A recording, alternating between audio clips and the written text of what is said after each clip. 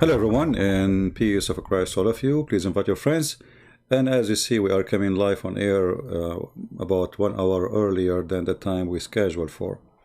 Before we start, I see some Muslims have comments. You know, we will start answering comments.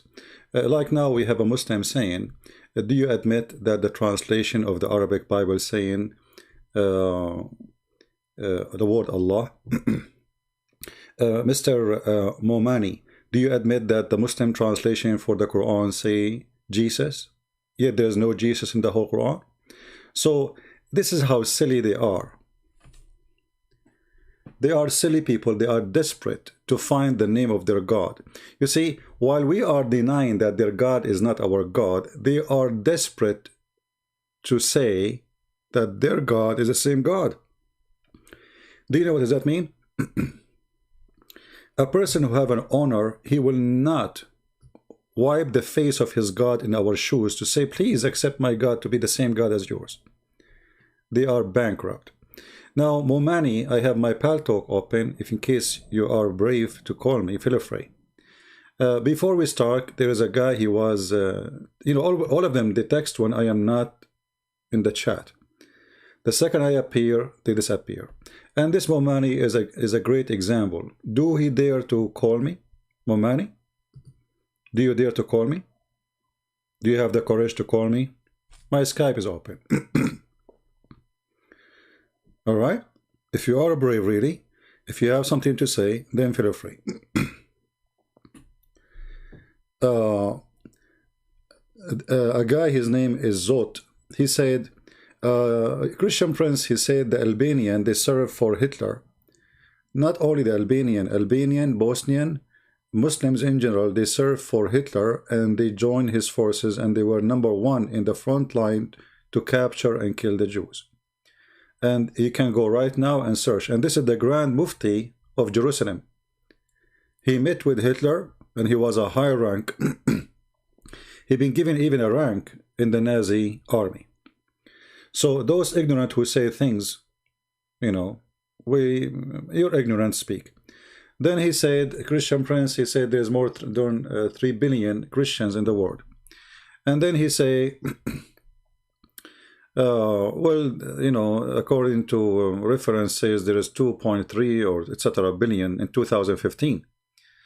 Well, you see, first of all, the numbers you see, as an example, if we go, this is the man with Hitler, What is the donkey? He said to me, where do you get this information from? Yeah. So when you see somebody making a statement and you collect those statements from websites, as an example here, it says that the Christians in China in 2015, there were 70 million. Where did he get this number from? How you can get the numbers of a Christian in China in a country persecute Christians? How you can know how many Christians in Pakistan? How you can know really exactly the number of Christians in Indonesia? How you can know, all countries where the Christians are discriminated, there's nobody knows how many there are. Same time, when they calculate the numbers, they calculate all Muslim countries as Muslims. As an example, me, myself, I'm counted as a Muslim. If you ask when they say to you, okay, let us see the ethnic who they are exist in USA. Now, if you mention that you're Middle Eastern, then you will be counted as a Muslim, because all Middle Eastern are Muslims in the count. But in fact, that's not true. The biggest population of Middle Eastern in USA are Christians, because they were migrating from long time because of discrimination. So the numbers you talk about, they are really false. Same time, China is going to be the biggest giant, a Christian nation in the world. In less than 30 years, we will have more Christian than atheist. More Christians than Christian in China, more than Christians in America. So the numbers that people talk about, nothing of it is accurate. This is just assumption. They collect information from here and there, and all those numbers are not. How in the world you calculate that USA Christians are 248 million? Where do you get this number from? I challenge anyone to tell me how you get this number from. Because there is nowhere in USA it asks you, nobody asks you what is your religion. No government, nobody. You know? Even if you want, you don't need to answer if you are a male or female. So all those numbers are really not real. Same time, they assume that Islamic countries are Islamic countries, when the Islamic countries, most of them are not Islamic at all. Anyway, we don't want to waste our time. Another thing he said about Albanian, they are not Muslims. I said that the Muslims in Albania, they are not Albanian. You see, Syrian in Syria are not the Muslims. Palestinian in Palestine are not the Muslims. Egyptian in Egypt are not the Muslims. The Muslims were occupation. They occupy the same as the Turkish. The Turkish, they occupied this land, but this is not Turkey. So if you are a fool, you do not know history, go read it. Now we go and see. Christian attention just blocked me on my main ACC. What is that? Momani, nobody blocked you. You are an idiot. At least not me. Secondly, Momani, as long you are saying attention, attention, they block me. Why you don't call me, you coward? In the front of everybody. This guy, I'm going to block him because he's a kid. Why we do exist? Momani, you are screaming like a woman, she did mut'a according to Islam, and you are complaining you are not getting paid, yet nobody used your service yet. So what about you call me and let us see if you can do any service? Do you dare? Do you dare? My pal talk is open, and by the way, I went live on air early because my throat is hurting, so I'm not going to stay long. That's why I decided to go early, because I'm not going to stay long. You expose my corrupt Bible. That's wonderful. First of all, just to show you how Muslims are dummies. When I say dummies, I mean it. Isn't it your Quran says that this is the Bible of Allah? So when you say the corrupt Bible, you are talking about the corrupt Bible of Allah. That is additional proof that Islam cannot be from God, because if Allah is God, there is no way anyone, any man, no man in this earth, anywhere, can corrupt the word of God. So when the Muslims, they are desperate trying to prove to us that the book of Allah is corrupt, because remember, the Muslims, they have a fantasy, it's called Allah, and they claim Mr. Fantasy Allah is the one who sent Injil. The gospel was sent by Allah. The Torah was sent by Allah. But then you will find a Muslim dummy saying to you that the book of Allah is corrupted. So what he is saying to us, that the word of Allah is corrupted. And that, again, additional proof that Muslims, not only they make fun of their God, but they knew that their God is limited. He is a susu. Anyone can give him a finger, anyone can corrupt him. When you say, I prove your book is corrupted, you are stupid, because I have no book. This is a book of God. I cannot find a Muslim, he have a high IQ. You are attacking your God, because you Muslims, you stole everything. Muhammad is a thief. He claimed that the Bible is from Allah. So then how you say, secondly, can you show me where your prophet, he says the Bible is corrupted? Never. Never. Not even once. Actually, the Quran says over and over and over that he, Muhammad, he agree, he believe in what with them between their hands.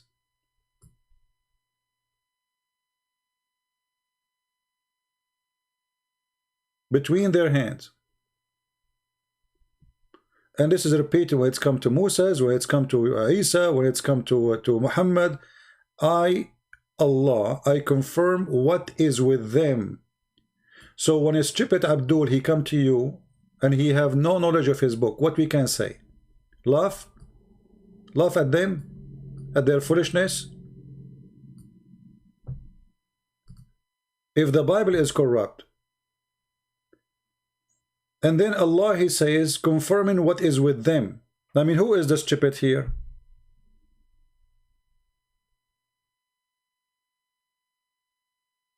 You stupid idiot. All people write the scriptures in their hand, including you Muslims. You see how stupid you are? Secondly, he is saying confirm what is with them.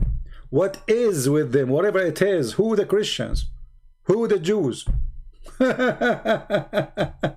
So, okay, that's mean it's there. It's not corrupted. If you confirm one copy, it's mean it is not corrupted. So how you for you say it's corrupted?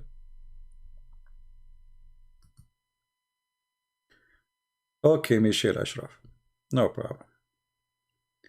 So, Mamari, do you have the courage to call me? Okay, let us go to that verse. Those who write the scriptures with their hand. But this is mean you Muslims, because you Muslim, you wrote the scriptures with your hands.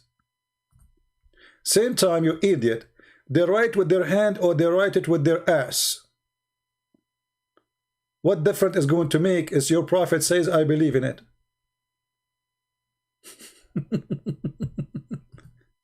Number two, who is the one who wrote the Muslim scriptures? Who is the one who wrote? Did Allah wrote it for you? Or Muhammad, he wrote it with his bum? I don't use Zoom, you idiot. Call me in Paltalk. Call me in Zoom. Zoom, kid. What, you want to open the camera for me in the phone and you will make the monkey dance? So look at this stupid idiot. The Quran says, Inna alayna jam'uhu wa Qur'anahu.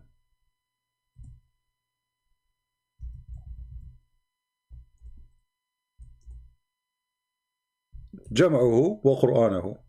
Allah, he said, it is us who will collect it, it's us who will proclaim it. Did Allah do what he promised? Where is the Quran of Allah? This is your Quran. So you just say the one who write the scriptures in their hand, they are corrupting the book. This is your words.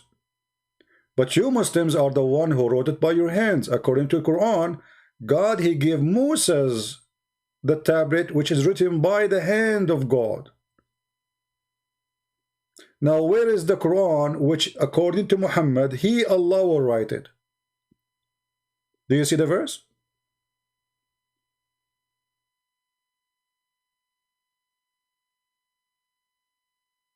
We have Mustafa Karam. How are you, Mustafa? Do you want to join us, Mustafa? Do you like to call me?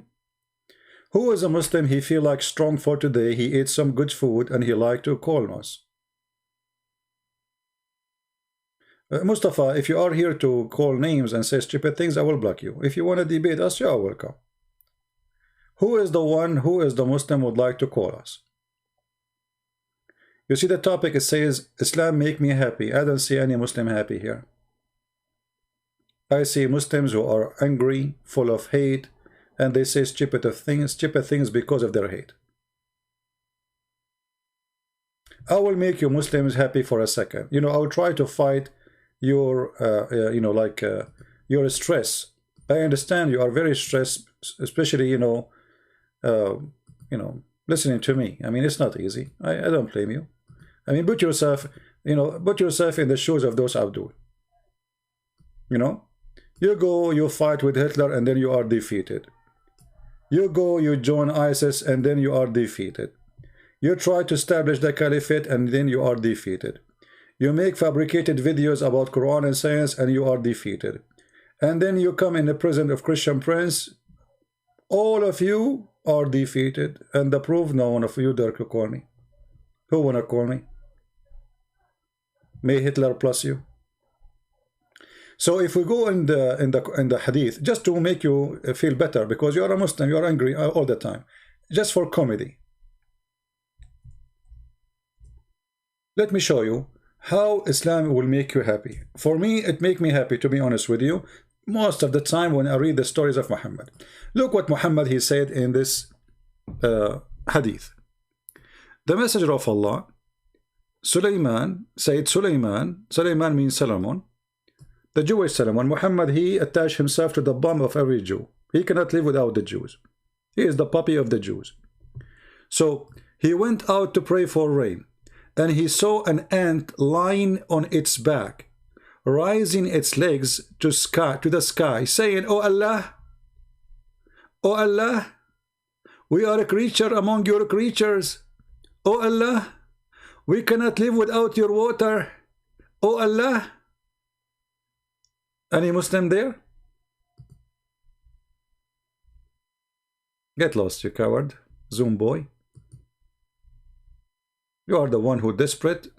You know, the Muslim, they say to me, call me in Zoom because I don't use Zoom. If I use Zoom, they will say, call me in Paltalk. Kid. Oh Allah. Oh Allah. The ant, she said, oh Allah. Okay, we have a Muslim.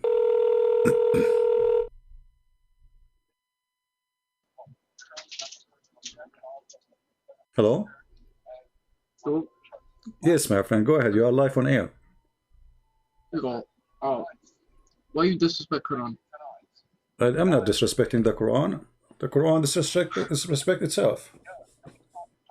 I understand, but I respect you. I respect your faith, but No, you don't respect my face. You call me najis, you call me dirty, you call me donkey in the no, Quran, all names in the Quran. Isn't it the Quran says non-Muslims are dirty?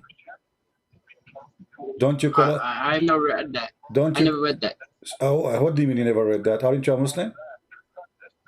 Yes, Okay, can you mute but YouTube, I please? have not read. Because we hear ourselves twice. Can you mute YouTube? Yes, sir. Yes, sir. All right.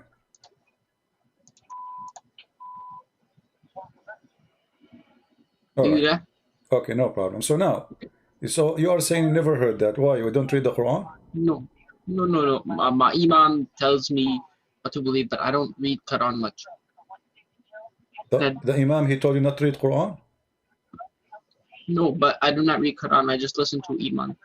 And the Imam never told you the word kuffar? No, You never heard of the word kuffar before? no. Are you sure you are a Muslim? Yes, I never heard of a Muslim, he never heard the word kuffar.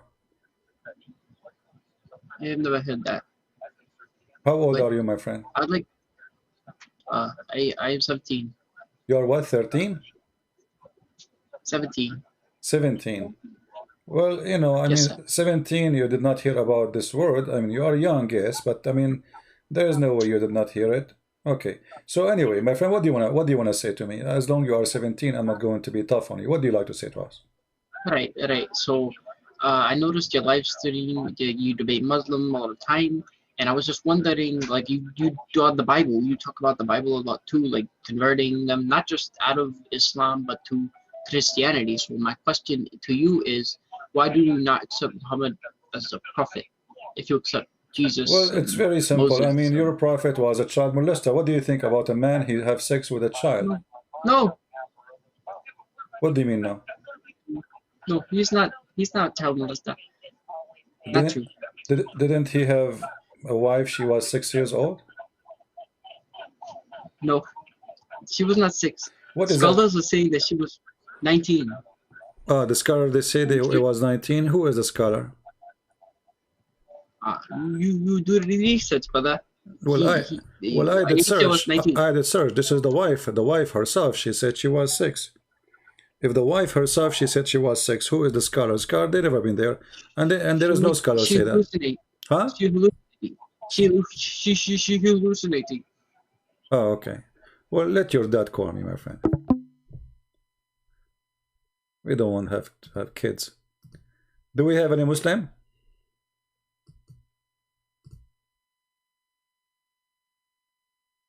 Do we have any Muslim? She is hallucinating. Yeah, all right. Okay. Any Muslim would like to call us?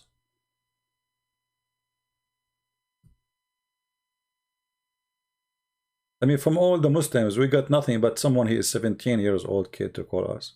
Where is the brave man with the big mustache?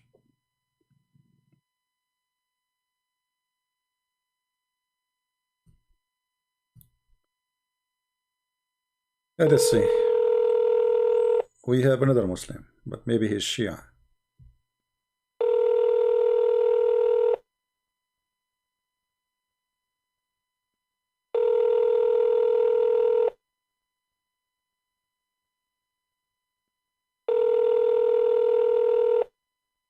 Okay, he's not answering. Can you translate chapter 19, verse number 1? Okay. Why you want chapter 19, verse number 1?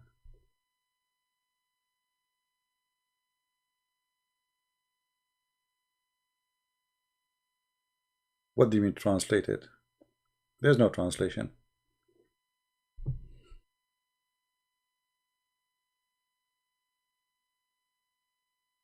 You speak Arabic? I mean, the guy is texting me. He doesn't know who I am. Do we have any Muslim would like to call us? This is ka ha ya and sad. It's one word, but it's letter in the same time. This is not a word you can translate, for simply it's not a word. They are letters which is presenting that Jesus is my God. If you have my book, you can read that. But if you ask the Muslim what that means, they will say Allah knows best. This is why this exists in the chapter of Maryam, the mother of Jesus. Ka or kaf, kaf, like the letters in Arabic, when we read them alone, we read them in a certain way, like a word, like kaf, but the letter is ka. Ha, it is ha, h. Ya, it is ya. Ain, it is a. So you see, like when we read the letter alone, we read it as a word.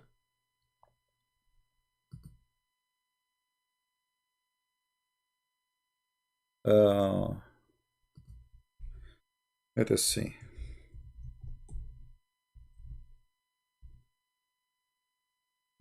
Maybe today we can get lucky.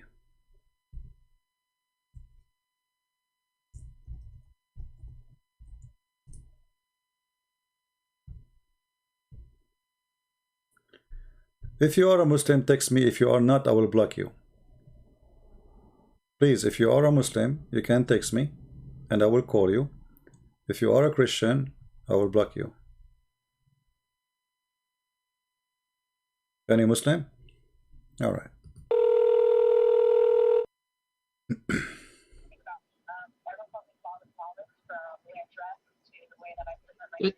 Hello.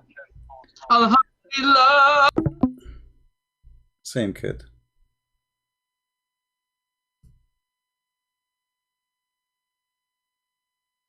It take me 1 second to block you. I mean, so what you did, you are showing people that Islam is stupid.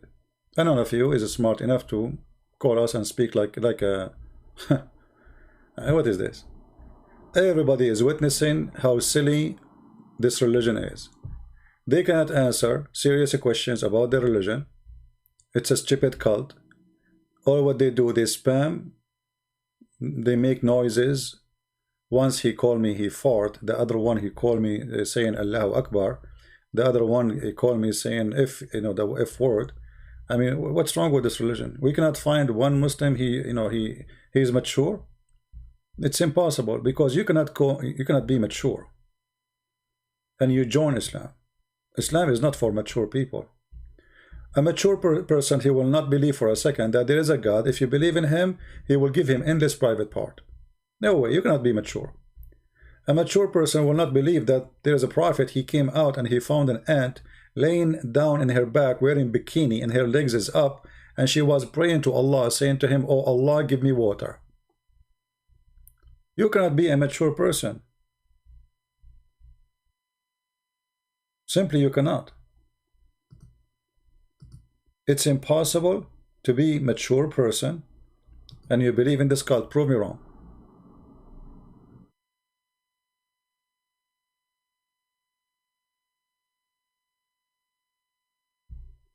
Do we have any Muslim? Once I was working in the beach. I live in near to the beach of Arizona, Las Vegas, next to the mall. The mall. There's a beach there. It's called the beach of like there's a fountain there too. It's a very nice beach there in Arizona, Las Vegas, next to Brazil. So anyway, I was walking in the beach. This is true story, by the way. I was walking by the beach, and then I found An ant. An ant, subhanallah. And this ant, her legs is up to the sky, subhanallah. And then I spoke to the ant, because as you know, I speak many languages, you know. So I said, hey, ants, what's the problem? You know, she said, because of COVID, you know, they kicked me out from my apartment. And I said, what you are saying? She said, oh Allah. I heard her. Oh Allah, send me the check of Trump fast so I can rent an apartment. And brothers and sisters, before even she finished her word, the postman, he came to her mailbox and he dropped the check of Trump. Oh Allah. Who is a Muslim believe in this garbage? And this is a prophet of God saying this? That there is a guy, his name is Solomon. I mean, Solomon, this guy is a king. He have nothing to do in his life except go out and they check for, like what, he went out to check, to pray for rain. Can't he pray inside the house? Like he have to go out. And then when he went out, he found an ant in the floor, in the ground. And this ant, her legs is up. I mean, look, this ant, she cannot pray to Allah and her legs is down. I mean, come on. That's an insult to Allah. You cannot be an ant and you do such a behavior. Shame on you. So now all the ants, I'm expecting them to pray in such a way. This is why I decide to make an experiment.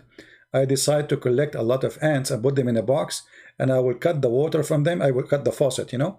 I will put them in the box, no water, and we will put like a slow motion camera recording them and see how the ant at the end, they will lay in their back and they will start praying for Allah, asking, saying, oh Allah, I want water. This is your religion. You say to me you have God. You say to me you have Quran. You say to me you have science. It's a joke. This is a prophet of God. This is a story is not even good to tell to a child. Once I said to a girl, she is like 5, 6 years old, you know, I saw a broom in a store. I said, should we buy this broom and fly like Harry Potter? She said, do you think I'm crazy? Those are stupid things. They are not real.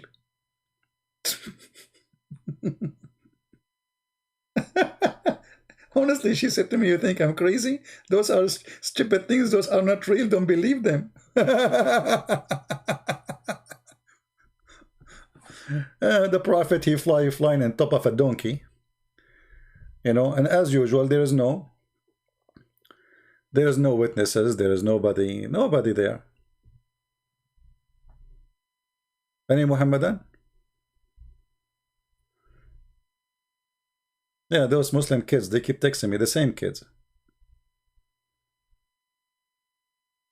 The same kids. We cannot find a Muslim, just to show you. Just for a laugh, you know, I will call them for a laugh.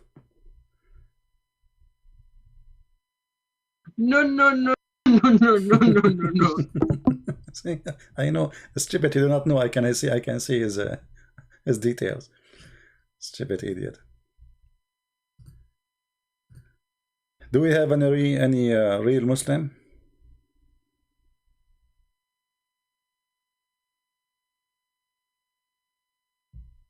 Anyone?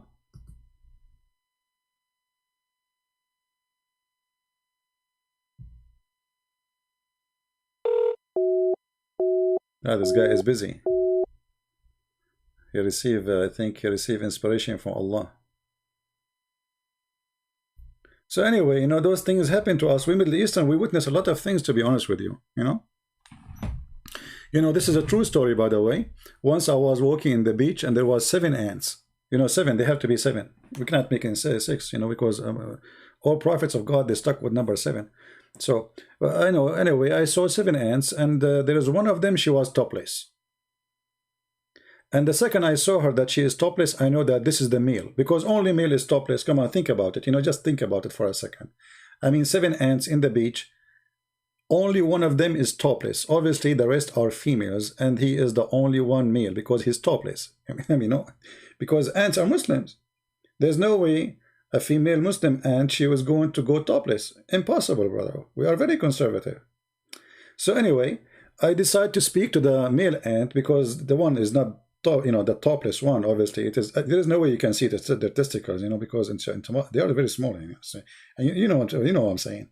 So anyway, So I spoke to the, the ant which is topless.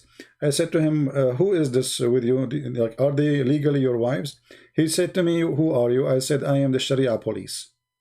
I want to know that you have legal sexual relationship with those ants. He said to me, I am prophet for the ants, and it's lawful for me to have unlimited. Those 6 is just to walk around with me. I have like thousands of them. So I said to him, oh, so you are a Muslim prophet for the ants. And that makes sense, because Muslim prophet, he have unlimited number of women to sleep with. Okay, you convinced me, but do you have any proof that you are a prophet? He said, exactly, I can prove it to you. He said, if you don't believe me, go and ask Zakir Naik. I said, you know about Zakir Naik?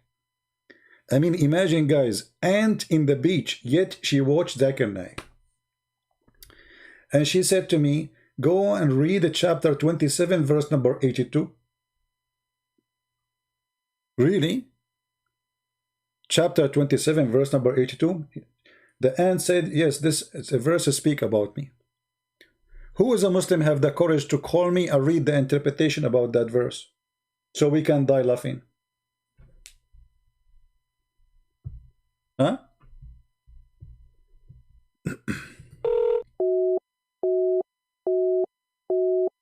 This guy, he said to me, call me, and then he's busy. I think he is the ant himself. We have another Abdul, maybe the same kid.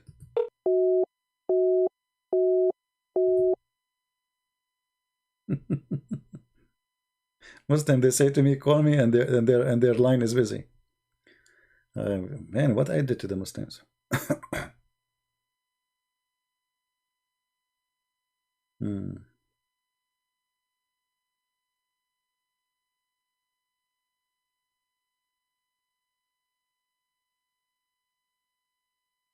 Can you, Abdul?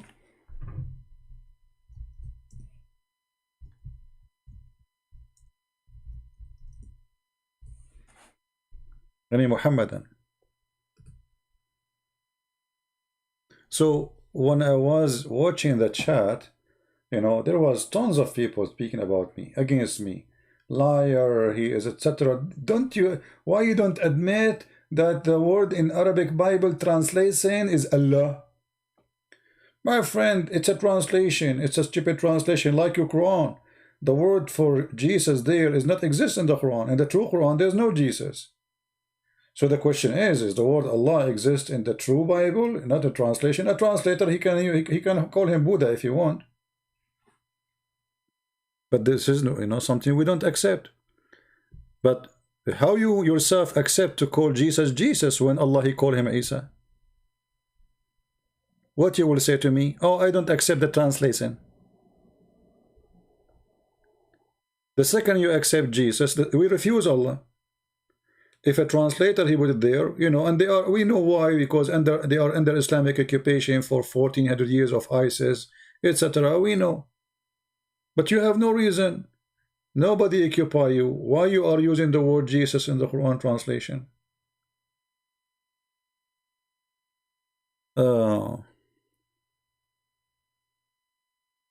Same time, our problem with Islam, my friend, is not the name. Let us say you change your name, the name of your God, and you call him,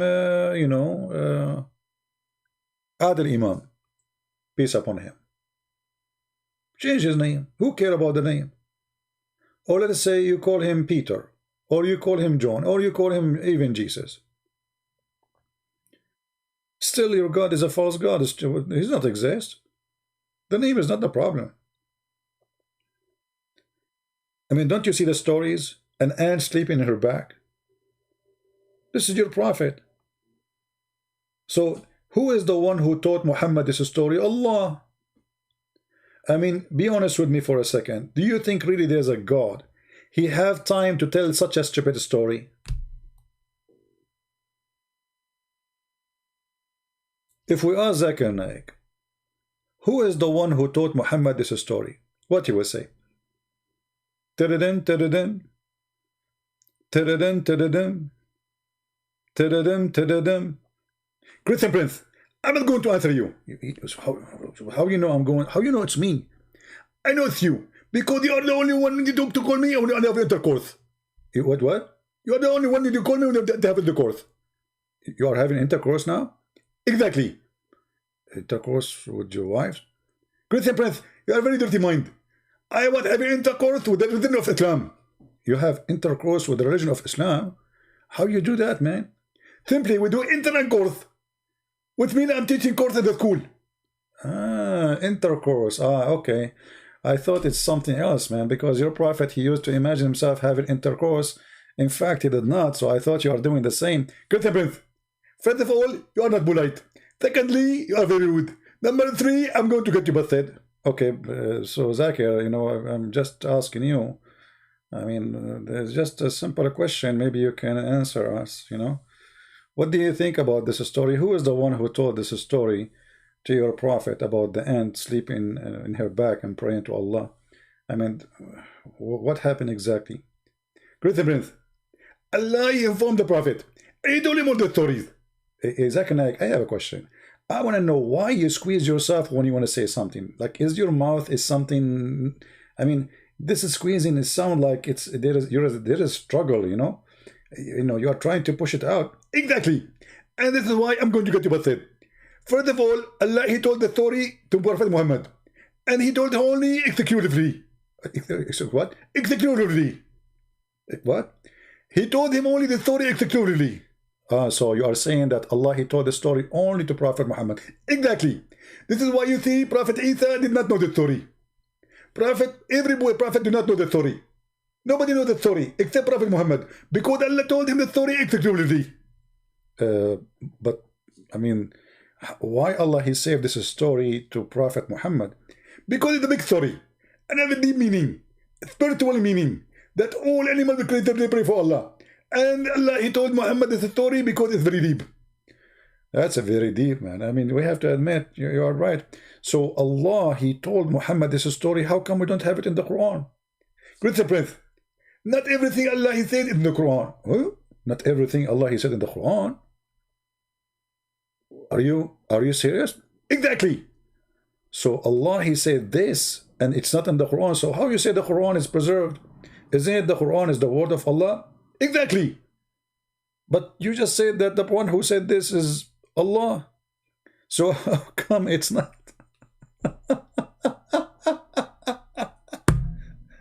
So Zakir, do you really think that Allah, he went to his office and he started thinking about writing this story and send it to Muhammad? Christian Prince, this story already written, and Allah, he put it in his tablet. Allah have a tablet? Exactly. We are very civil people, and our God is very educated, and this is why he have a tablet. Christian Prince, do your God have a tablet? No. Exactly. I mean, I lost the debate. His God have a tablet? My God don't have a tablet. But Zakir, why Allah have a tablet? He don't have a good memory? Christian Prince, Allah he wrote in tablet, so nobody will forget.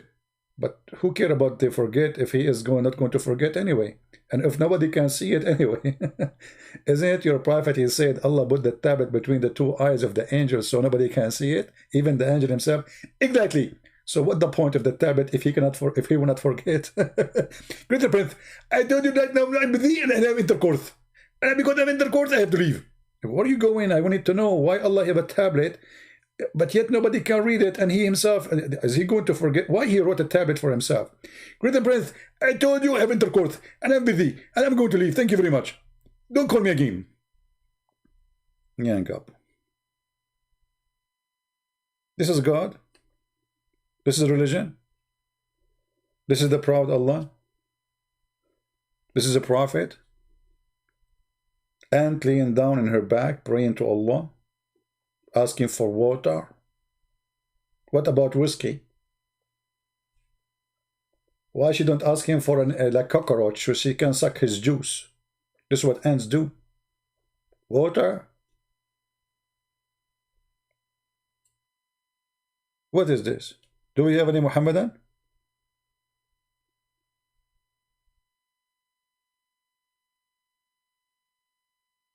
Any Muhammadan? When I finish talking and we hang up and we go, and then you will see how many brave hero You know, they are a Christian Prince. I challenge you, Christian Prince.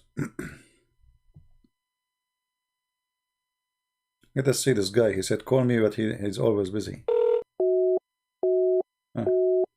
Oh, call rejected. Let me block him then. Call rejected.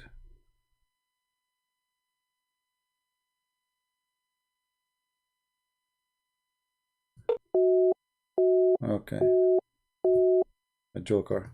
Let us block him. Who is a Muslim would like me to call him? If there's anyone, just text me please in Pal Talk, and I will be happy to call you back. We can have a nice conversation. I mean, don't worry. Be happy.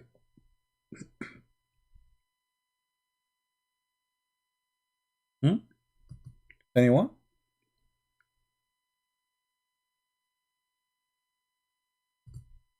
Anyway, I did not finish to you the story about when I was on the beach and I saw 7 ants, and one of them, she was topless, and then I noticed that there's one ant, she have a broken leg.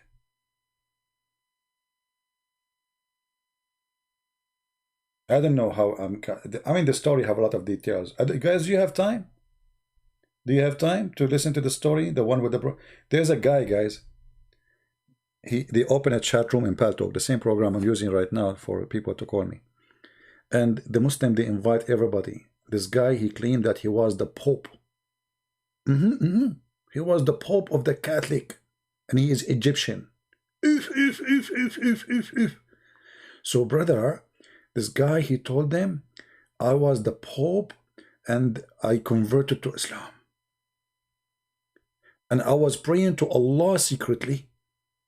I wish at that time we have those recording programs. That would be wonderful. I don't know about them at that time.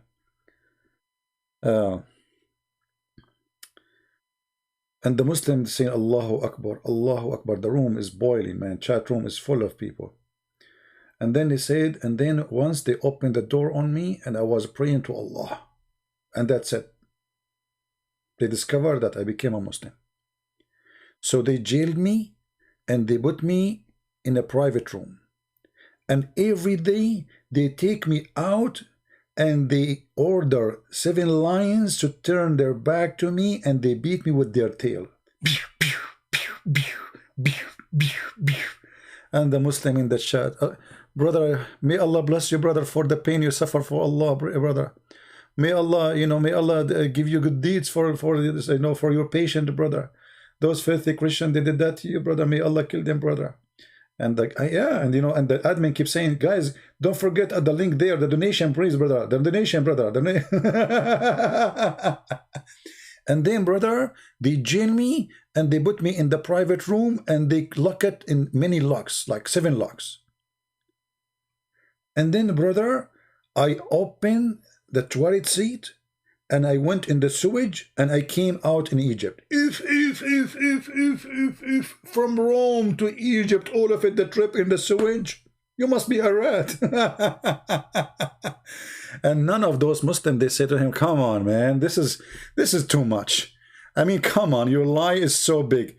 A pope, an Egyptian pope for the Catholic of Rome, which never happened.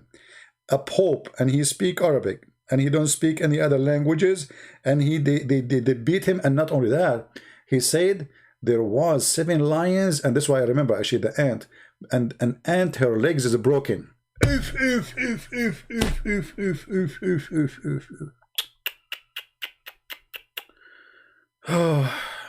True story.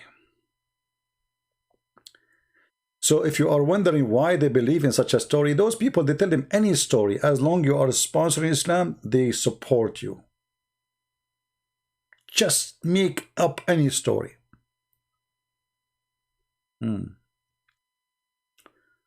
Yeah. I mean, it's very easy. I mean, you break the toilet seat, you go inside in the sewage, you come from the other side in Egypt. I mean, yes, there's a sea between them.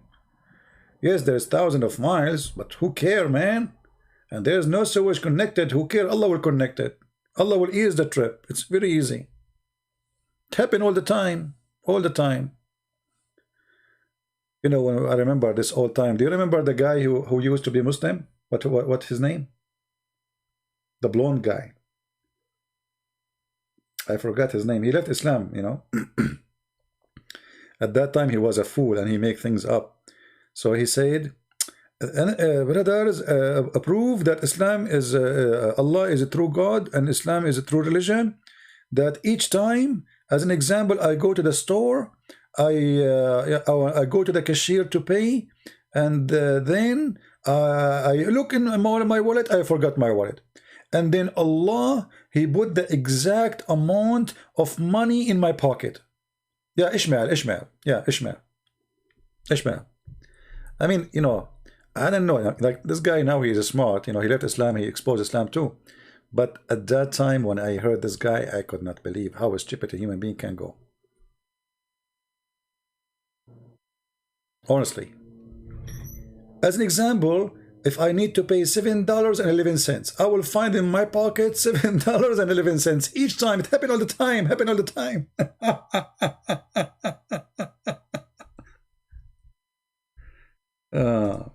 I think I have still the video on YouTube. Let us see if we can find it. I mean, I don't know. The second when you are a Muslim, you are hilarious.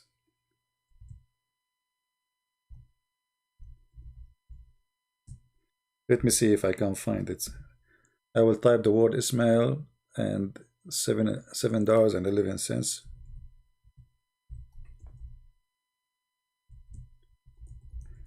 Maybe we can find it. You know, always I look back on time, and then, I mean, it's really amazing how people they say those things when they are Muslims. I mean, what happened to this guy? This guy is not really. I mean, how you go out of your mind and you say such a stupid things like this? Yeah, I don't know if I can find it. I mean, it's impossible to find a video of mine.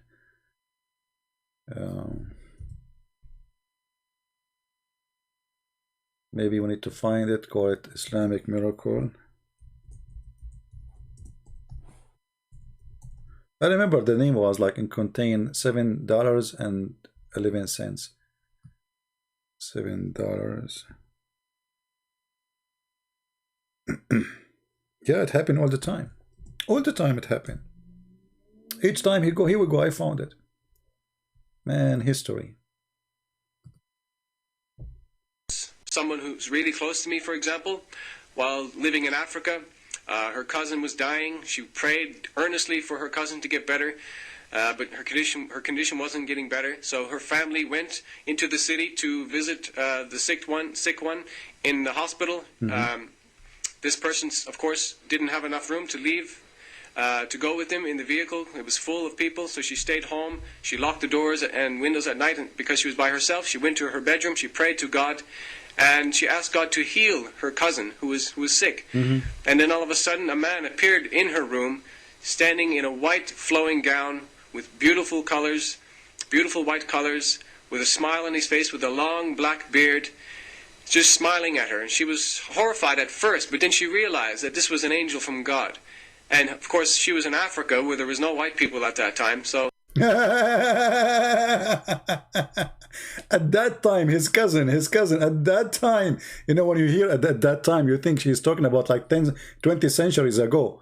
His cousin, at that time, brother, there was no, for sure he's an angel, there's no white people at that time in Africa.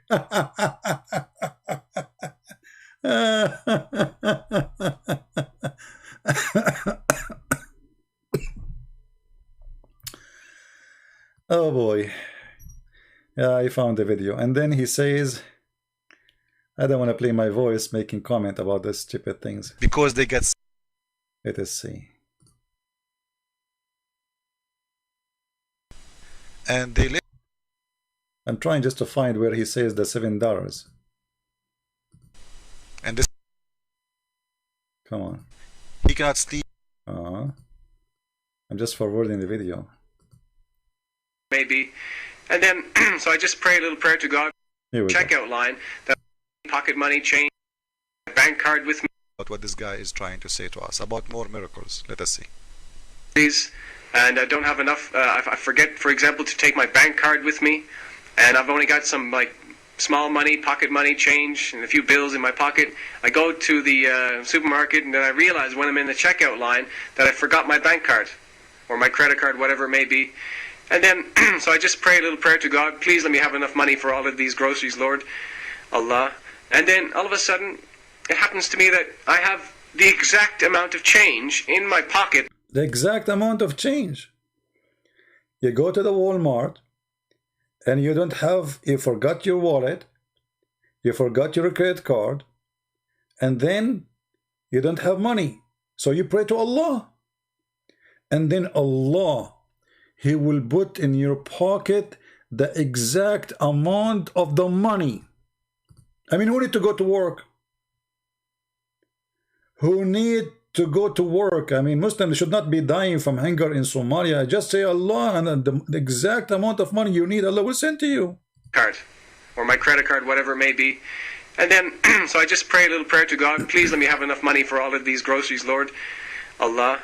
And then all of a sudden, it happens to me that I have the exact amount of change in my pocket as I need to have to buy the groceries. It happens to me all the time. Say, for example, it's $7.11. That's exactly the money I have in my pocket when I pray. As an example, $7.11. This is why I was able to find it, actually, because I remember I made the video with such a title. And this is the video, if you like to save it. This is an old video, you know. Very old video. Now this guy, he left Islam, actually. You know, look what happened. This guy, he went, I think, to Saudi Arabia, and he learned Arabic very well. And he came and he started getting Islam busted. They did fool him almost for 10 years, I think. You know?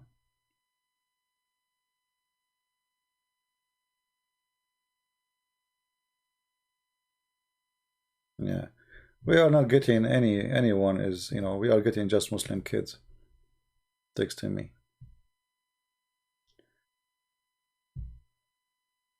Truth about Islam. Check your Paltalk. What I check my Paltalk? I have nothing in Paltalk. Truth about Islam. I don't know what they mean.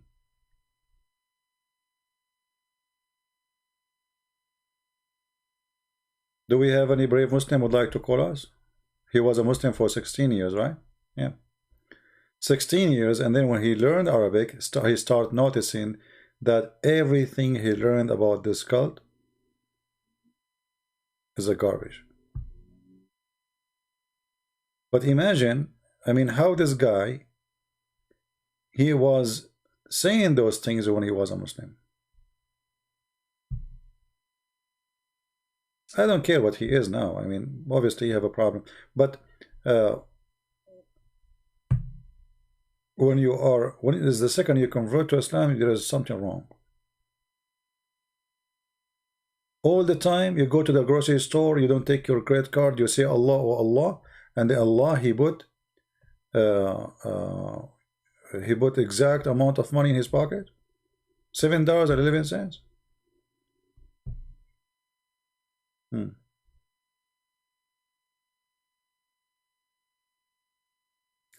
Did you read how Krishna came? No, Mustafa, I did not. Do you want to call me and tell me? Mustafa Karam? You know, the Muslims, the Muslims, they wrote books. They say that Jesus' story is the same as a Krishna. You stupid idiot. Krishna have seven brothers. You're an idiot. And his mother, she is not a virgin. Muslims are idiots. They don't know their religion. They fabricate stories and they are copy-paste. If you go right now and search, just search for 2 seconds, in Prophet Google, peace upon him, you will see how stupid your story is. Same time, you idiot. If you are saying that Mary, she was virgin, the same as a story of Krishna, which is not. That's mean Muhammad himself is a fraud. Because isn't your Quran saying that this is true? Stupid people, you know, they have no brain. Their hate is controlling them. They don't even think for a second. They are insulting even their prophet when they make their claims. Do we have any Abdul? Anyone?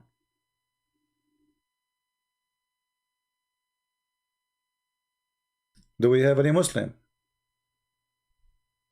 You see, by the way, if you call me and you debate me, you can imagine how Allah will increase your deeds in the heaven, which means will increase the number of women in your bedroom. Don't you want to have that? Don't you want to have a power like Prophet Muhammad, the power of 4,000 men in bed?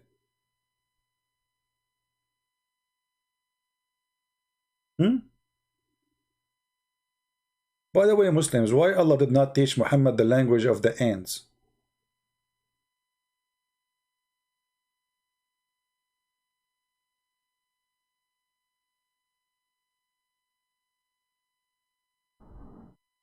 Bahibak? But Bahibak mean I love you. Why somebody who is a Muslim call himself Bahibak? Let us see.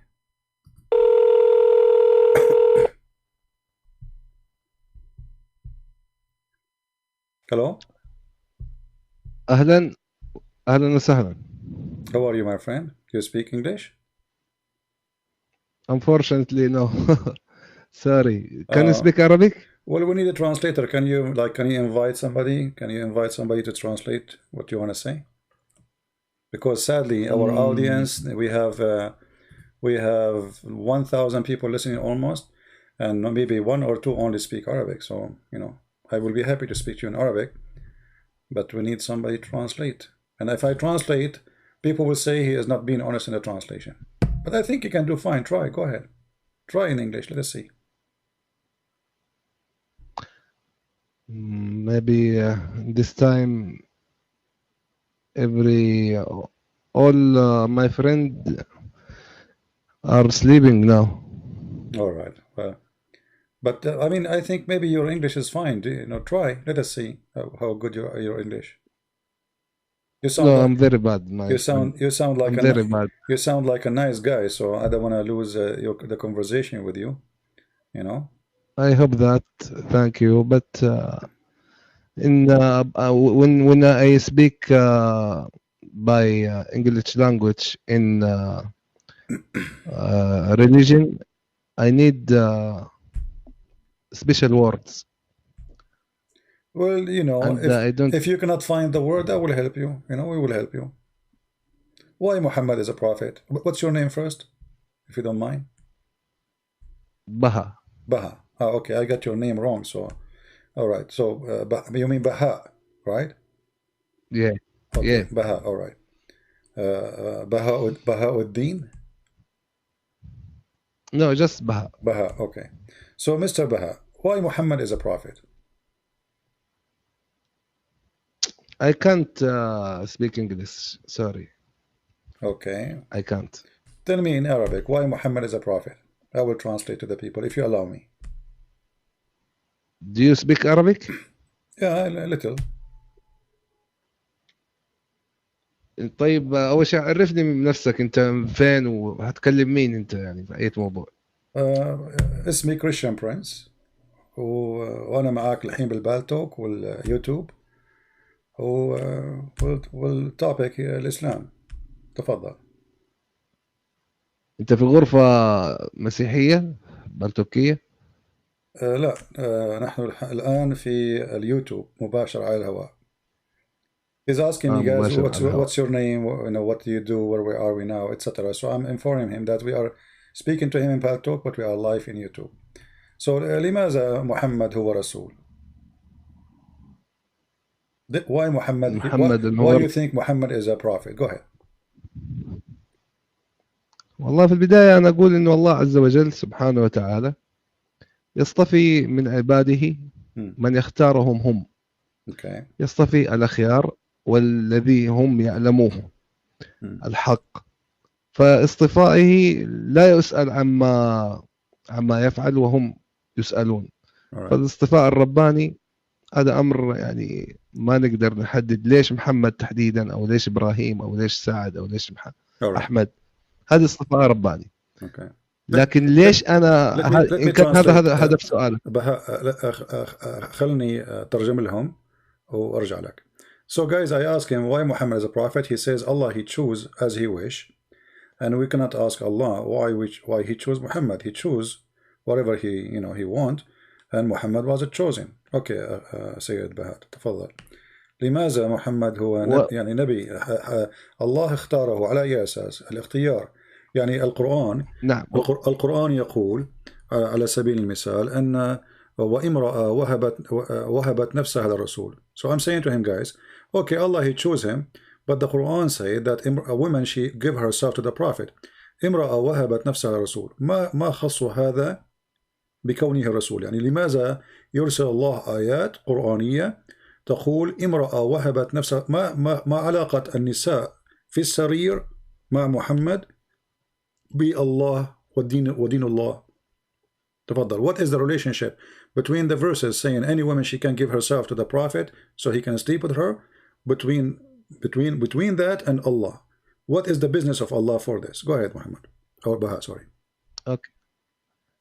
الله عز وجل سيد الكريم أحيانا يأتي بقصص للنساء وللحيوانات وللأطفال وللحروب وللأمور ولجميع هذا. المقصد منها مقصد تعليمي لنا ومقصد تشريعي، إنه أنت يا مستمع يلي تقرأ هذه القصة تفهم المحتويات التشريعية التي بها. مثل ما هو موجود لعيسى إنه فين كان في الكتاب المقدس مثلا وفي كتب التوراة والإنجيل، أحيانا يتناول قصص شخصية المقصود منها التشريعات. Okay, let me translate. So guys, he's saying the purpose of those stories is to teach you things and to teach you the religion and the law.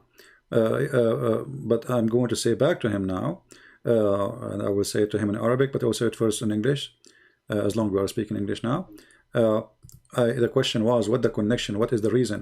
Because this is just a privilege for Muhammad to sleep with women in limited number. يا بها الآية تقول وامرأة وهبت نفسها للرسول. ما الهدف التعليمي بأن تأتي امرأة أو نساء ويذهبون إلى رسول محمد؟ ما هو الهدف التعليمي التشريعي؟ وهي خاصة بمحمد فقط. محمد ليس بأعزب، محمد متزوج بالعديد من النساء، فلماذا يقول الله وامرأة وهبت نفسها للرسول؟ ما علاقة الله بالجنس بين محمد والنساء? So what the connection between Allah and the sexual relationship of Muhammad? Muhammad, he's a man, Allah is a God. Why the God? He say any woman she can sleep with the Prophet. What is the purpose? Go ahead, Baha. تفضل. المسألة سيد الكريم، المسألة جاءت سياقة تاريخية إنه فعل حصل. So it's not from Allah? Because he's saying this is just a historic thing. Something happened, but my friend, what historic thing? كيف يكون تاريخي وهو أمر من الله؟ الله قد شرع علي محمد وليس محمد من شرع على الله. يعني هو لم يحصل ثم قال الله افعل كذا، الله قال افعل ومحمد ثم بعد ذلك محمد فعل. فكيف يكون تشريعيا من أجل بهدف الجنس؟ محمد متزوج لديه زوجات عديدات. So how this is Allah from God and the purpose of it is only Muhammad is sleeping with as many as he wish. Go ahead. والله أنا أحس إنه كده حوار ما حيستقيم، لأنه يعني أنا بتكلم جملة وأنت بتروح تترجمها بطريقة وما عارف حتى وجه الإشكال في الآية. الله بيذكر شكل تاريخي، بيذكر لك قصة إنه امرأة وهبت نفسها. فين الإشكالية في السردة؟ وهل يترتب على هذا الأمر إنه الله ما له شغل؟ أنت فاهم موضوع كيف؟ يعني ما أدري. Guys, he said to me, I'm translating as I wish. So if you speak English, translate. If you do not know, then bring me somebody to translate. You know, this is what Muslims they do always. They complain.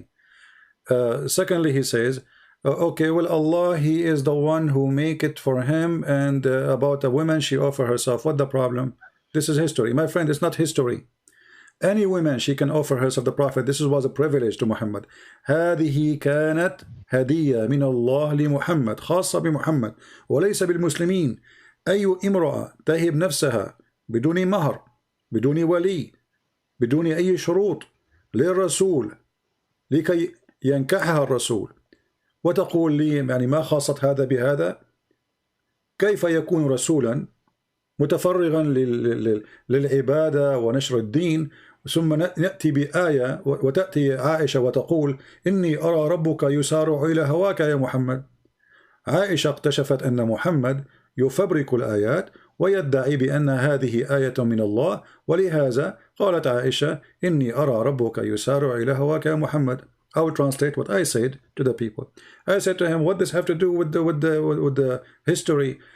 Muhammad, he fabricated verses saying that any Muslim woman, she can give herself to the Prophet, and this is only a privilege for Muhammad. And then Aisha, she got Muhammad busted, and she said, well, I see that your God, he rushed into your desire, Muhammad, I mean your sexual desire. So what the business of Allah with this? I mean, Muhammad had many wives. Why he need more? And they are not even, you know, I mean, they are just offering himself. This is a shame. Why there's no men left in this earth? Go ahead. تفضل. أنا في البداية ودي إنك تكلمهم وتقول لهم هذه المعلومة، ترجم الكلام اللي أنا بقوله أرجوك. Go ahead. قول لهم إنه إحنا مصادر المصداقية التشريعية والمعلومات عن الله عز وجل والإسلام بشكل عام هي مصدرها أولا القرآن. ترجم الكلام هذا بعدين نكمل لك الباقي. He is saying that according to Islam, the first source for Muslims is the Quran. The first one is Quran. Go ahead. الشيء الثاني قصة عائشة هذه ليست في القرآن. تفضل. And secondly, قول أنا معك. Secondly, the story you said about Aisha, it's not in the Quran. So where it is? الأمر الثالث عندنا مصدر وحي أو مصدر إلهام، ما هو ليست مصدر وحي، مصدر إلهام نأخذ منه المعلومة ألا وهو الحديث الشريف. تفضل. The third source for information about Islam is the second source is hadith. But my friend, the one I gave you is hadith. عائشة ما قلت لك هو حديث موثوق. اوكي بس اسمع، اصبر حبه. وعندنا الاحاديث ينقسم الى قسمين. كمل. And we have the hadith, they are divided into two sections, which is not true. يعني من علمك الحديث قسمين بأي كتاب هذا؟ بتسألني ولا تختبرني؟ أنا أسألك بأي علم هذا تقول أن الحديث قسمين؟ بس خليني أخلص أنا اللي أبغى أقوله بعدين. طيب. خليني أخلص اللي أبغى أقوله عشان لا تكثر الأسئلة ويصير الحوار الجدلي. أوكي. المصدر الثاني هو السنة النبوية الشريفة. And the third source is the Sunnah of Muhammad, which means what Muhammad did and said. But isn't this is the same as in the Hadith? Anyway, continue. الشيء الأمر الخاصية في الحديث إنه عندنا أقوال منسوبة للرسول وأفعال منسوبة للرسول وللصحابة الكرام صحيحة وفي غير صحيحة. تفضل. And there is some hadith are true and some hadith are not true. My friend, don't waste my time. The hadith I'm mentioning to you is sahih.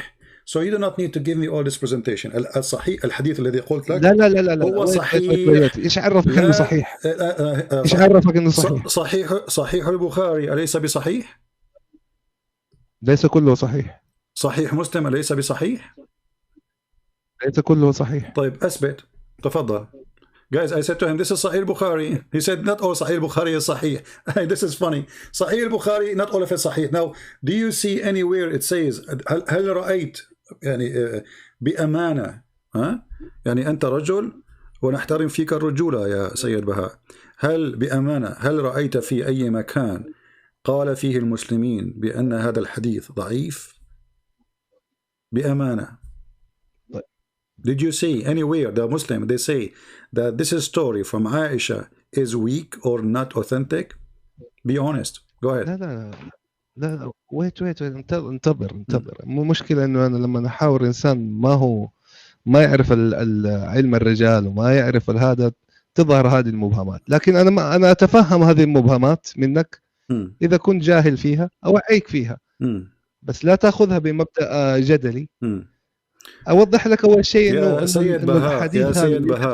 يا سيد بهاء أنا معي شهادة في الشريعة الإسلامية في القانون الإسلامي، أنت ماذا معك؟ ما هو يعني علم الرجال؟ أنت ماذا تعلم؟ تفضل.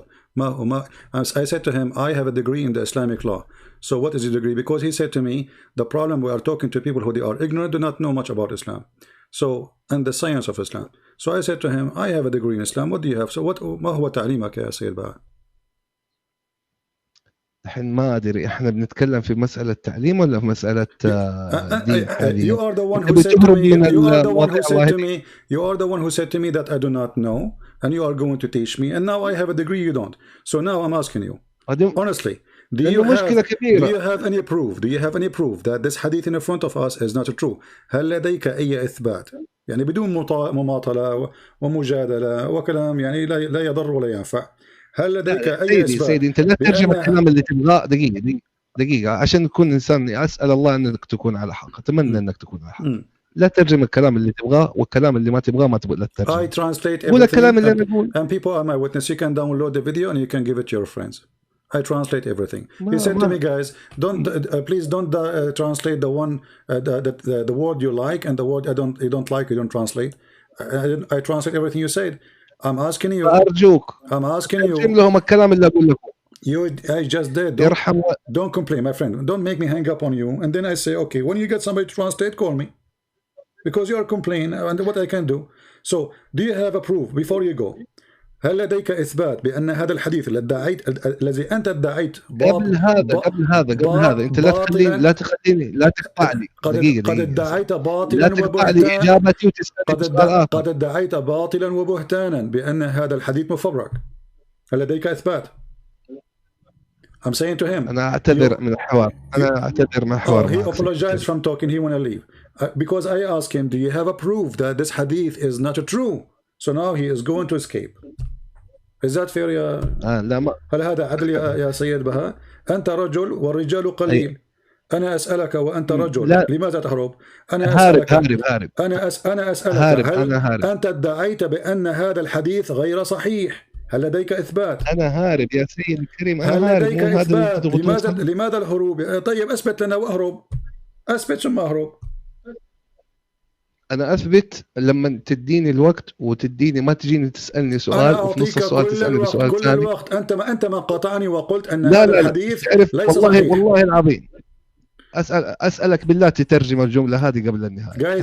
Guys, I'm saying to him before you go, just give me a proof. You said you are the one who interrupted me, and you say this hadith is fabricated, is not true. And I showed لا. يا سيدي بتكلم معاك أنا دحين رايح عندهم. So is this hadith? أسألك بالله تترجم الحديث الثاني. Okay, let's make it clear. هل هذا الحديث صحيح أو مفبرك؟ أسألك بالله إنك تترجم الكلام اللي أنا أقوله الآن. لماذا لا تريد؟ Guys, I'm keep asking him, is this hadith is true or not? He refused to answer. He don't want to answer no more. Before he said it's fabricated. Now he don't want to answer no more. Why? Because it's embarrassing. لماذا لا تجيب؟ يعني ما المشكلة؟ لماذا ما تعطيني وقت الإجابة؟ أنا تفضل. هل يعني ليس هناك يعني إما أن تقول أنه مفبرك وتثبت، أو تقول أنه صحيح. انتهى الموضوع. هل هو صحيح أو مفبرك؟ إذا قلت مفبرك أعطيك كل الوقت. If you say this is fabricated, I will give you all the time to prove it. If you say this is true, that's mean we agree both of us. There's no need, and you continue. Go ahead. هي المشكلة عندك إنك تبغى إجابة بإيوة أو لا بدون تفصيل في هذه المسألة. وإن حاولنا نفصل لا. أنا أريد إجابة ثم فصل. الإجابة ثم فصل. He's saying, guys, the problem that you want either yes or no without details. I said to him too, no. I want yes or no and give us the details. I did not say I don't want details. No problem. Give us the details. But either you say to us yes or no. جميل. أوكي. هل لا زلت تضرب امرأتك؟ ترجم الكلمة هذه. He is saying to me, do you still beat your wife? I don't beat my wife. Your prophet he did. And you Muslims beat your wives. تسألني هل تضرب امرأتك؟ نحن لا نضرب النساء. لا. هل لا زلت؟ لم أقول لك. شوف حتى أنت في ترجمتك أخطأت. أنا قلت هل لا زلت تضرب امرأتك؟ Yeah, he said. You say me, do you still beat your wife? Right? Okay. So why are you asking me this? What does this have to do with our topic? هذا السؤال اللي إجابته إن جاوبت خطأ فأنت مخطئ، وإن جاوبت نعم فأنت مخطئ. أولا أنا لست متزوج يعني فإن قلت نعم فقد كذبت، وإن قلت لا فقد كذبت أيضا، فأنا لست متزوج أصلا. I'm saying to him, first of all, I'm not married, so if I say yes I beat her, I am lying. If I say I did not beat her, still I'm lying because I did not marry yet. So I mean what does have to do with our topic, my friend? ما علاقة هذا السؤال الغريب العجيب بالحديث? What is the connection between your question and this hadith? It is in your Quran in chapter 4 verse 34 في سورة النساء سورة النساء الآية 34 تقول أول مرة أشوف تجيز لك السؤال أطول من الإجابة. ضرب النساء ضرب النساء في الإسلام جائز ومشجع عليه. جميل. أنا جميل. أسألك ما علاقة جميل. هذا جميل. ما علاقة السؤال بهذا؟ I'm saying to him this is in the Quran, it says you can beat your wife. Why are you asking me? He want to change the topic, that's it, you know. This is what Arab people do. You ask him about potato, he answer about tomato. نسأل العرب عن الطماطم فيردون عن البطاطس. أنا أسألك عن حديث عائشة وامرأة وهبت نفسها للرسول فقالت له إني أرى ربك لا يسارع في هواك يا محمد. أنت قلت هذا حديث غير موثوق. أثبت. ترجم الكلمة هذه اللي حقولها أرجوك. ممكن؟ He's saying to me, guys, قول please أنا translate what I'm going to say. Go ahead. أول مرة أنا أشوف سؤال أطول من الإجابة. He's saying this is the first time he hear a question is longer than the answer. No, this is not the first time, my friend. Isn't it you're a prophet? He says that when they ask you, do you believe in Allah? You say, yes, I do. That's it. The question is longer and the question is shorter. So look like you do not know your Quran. ليس قد ذهب وولى حلق مع الريح. He ran away.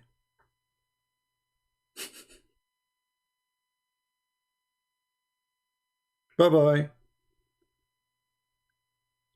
قد حلق عباس بن فرناس وذهب واختفى بين الناس وكان بعضهم في ثياب وكان البعض بدون لباس.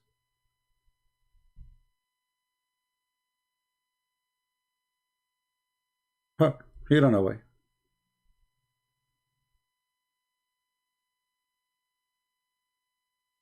You see, I mean, they cannot deal with it. I mean, what Muhammad is a prophet of Allah. Okay, why he is a prophet of Allah? Allah chose him. We cannot ask Allah why. Okay, but what the connection between this and this?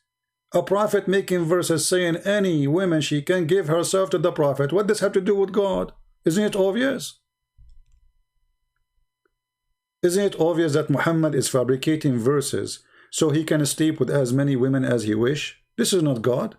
Muhammad already have many wives. What if people hear me here? Let us say I have people listening to me wherever, you know, around the world, and then I say, hey, any woman she want to give herself to me, I'm Prophet Muhammad. I mean, what does have to do with God? If you're a prophet, why you want women to sleep with you? What is the connection? So he cannot answer, and we showed him the reference. First he said it is fake. This is not, you know, our first sources is the Quran. Okay, but this is in the Quran. The Quran says any woman she give herself to the prophet so he can if her. And this is a privilege to the prophet. What does have to do with God? Any Muslim can tell me what is the connection between this and God? Why God, who is in heaven supposedly, he go to his office and he start counting how many women Muhammad he can sleep with. And then in the top of that, he encouraged women to offer themselves to the prophet for sex. And this is only a privilege to the prophet. Privilege. Isn't it obvious? All cult leaders, go search. All cult leaders around the world, they share one thing, or two things, let us say. Money and sex. They want to sleep with women who they believe in them. And they want to have the money of the people who believe in them. And Muhammad have both. He wants your money and he wants your wife. Even if you go and read the interpretation, it says that if the prophet, his eyes fall into a woman, her husband, he must divorce her, so the husband, so Muhammad can have her immediately. What does this have to do with God?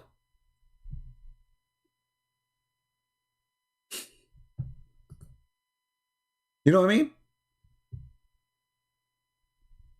What does this have to do with God? Who is a Muslim can tell me what is the connection? How this can serve Islam? How this can serve Allah? Muhammad is sleeping with more women.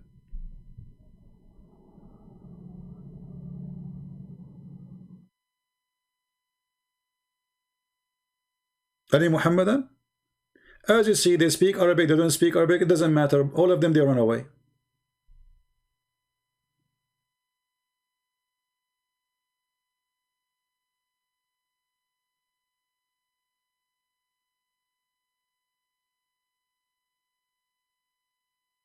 Do we have any Muslim? And the funny, he's, you know, like, I told him, okay, go find a friend for you to translate. He says, I don't think you're translating. He don't, you know. They love to play victim. They love to play victim.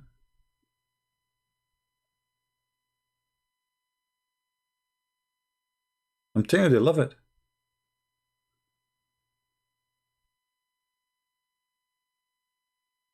If we are Zakir Naik, why Prophet he may receive those verses from Allah? Christian Prince, first of all, Prophet of Allah, be upon him, he was very horny. And he had the desire. You hear what? He had the desire. You mean a special desire? Exactly. And because of that, Allah he gave him special privilege. He gave him what? Special privilege.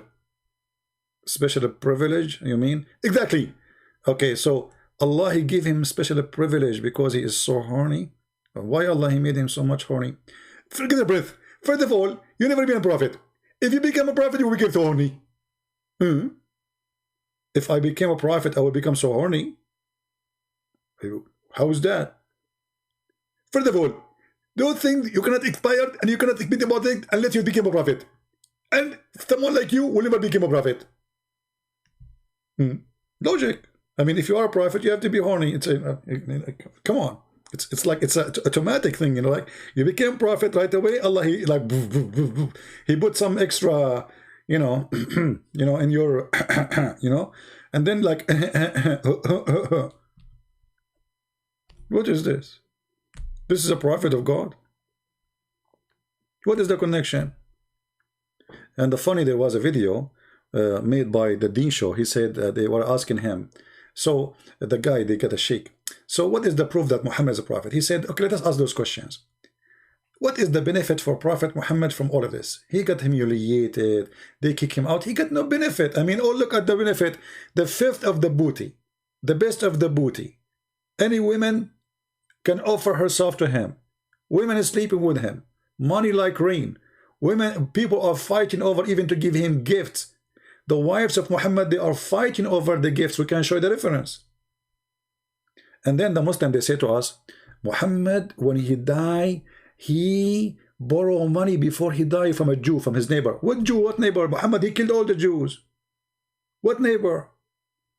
Where is there's a Jew neighbor? Isn't it Muhammad? He kicked them all from the Arabian Peninsula and he killed all of them. Some they were lucky, they left and they run, and the rest he killed them, and he borrowed money from the Jew. He stole all the Jews' money. There's no Jews left. They try to present to you that Muhammad was the Dalai Lama. He wear a sheet, and all day he have his hand like close to each other, and he says zucchini, zucchini, zucchini, zucchini, zucchini, zucchini. Hey Muhammad, what is zucchini and what zucchini? First of all, I can explain to you what zucchini and what zucchini. This is from the code of Allah.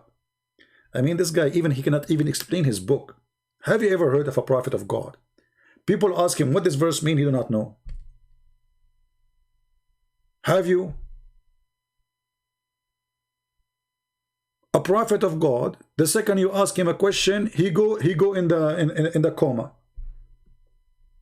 Bye-bye, I have to go. Like Muhammad, You know, and the Jews, they used to make fun of him, by the way. Like, you know, they ask him about Dhul Qarnayn, the man with the two horn. Have you ever heard of a guy, his name is the guy with the two horn?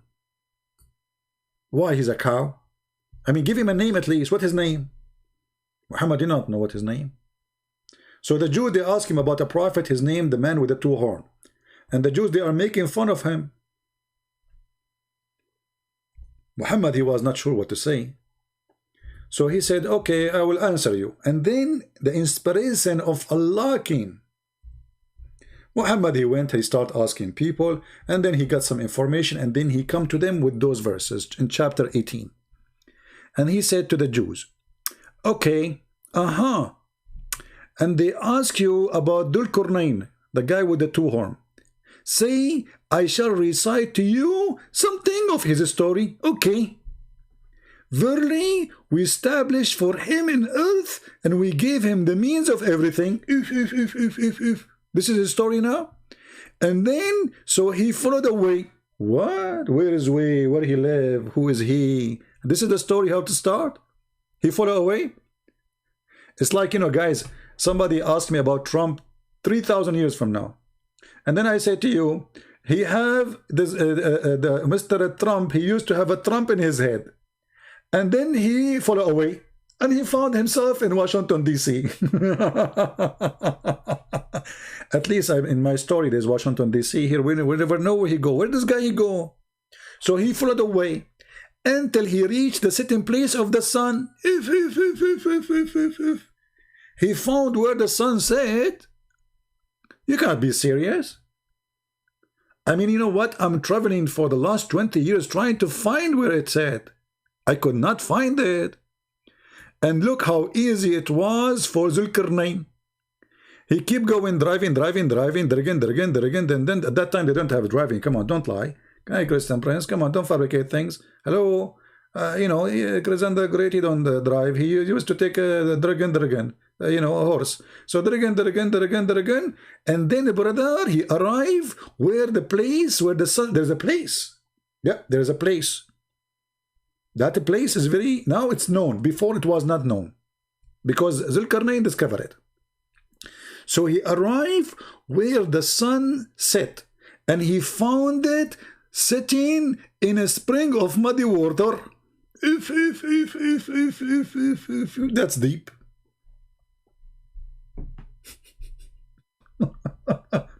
And then the Muslim, they try to solve this problem. They say, brothers and sisters, here it's not Allah saying the sun set in a spring of muddy water. No, brother. Allah saying that Dhul Qarnayn, he thought it set in a muddy, where he thought, where anyone, do you say, it says Allah is talking, it's not even Dhul Qarnayn. Allah telling him what he found. He found it. It's a find. It's not he thought. But because now it's very embarrassing, so we have to come with all excuses, otherwise the Quran, all of it is a joke. Do we have any Muslim want to say anything?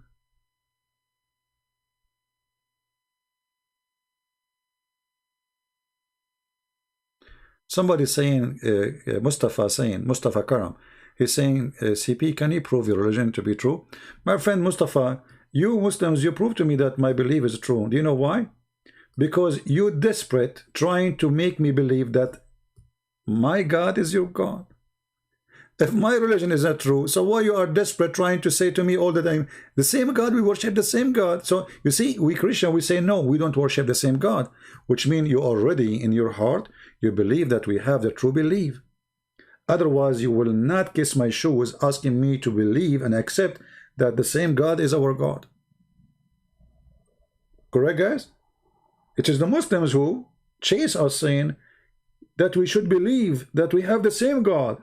When we say no to them, no, we don't. If you think we don't have the same God, so why you are asking us, keep saying to us we believe the same, if we have the wrong belief, why you keep saying we have the same God?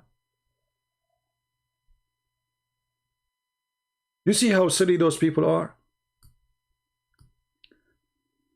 Your question does not even match your belief. So when the Muslim, they say, oh, Christians, they corrupt their Bible. Okay, but then you say to them, your God is the same God as us. Stupid. Secondly, how we can corrupt our Bible if the Bible is sent by Allah? Are you saying to me, would it beat Allah? Are you saying that Allah, anyone can play with him? Isn't it the Quran says nobody can exchange or change the word of Allah? So when the Quran says no one can change the word of Allah, isn't all the word of Allah is the word of Allah, or only the Quran is the word of Allah? All those verses saying the same. Chapter 6 verse number 34, chapter 6 verse number 115, chapter 10 verse 64, chapter 18 verse 27. All of them saying that nobody can change the word of Allah. Is the gospel, the Injil is the word of Allah? The Muslim, they say yes. So how the Quran says nobody can change the word of Allah, and yet you Muslim, you say the gospel is changed? No change can there be in the word of Allah.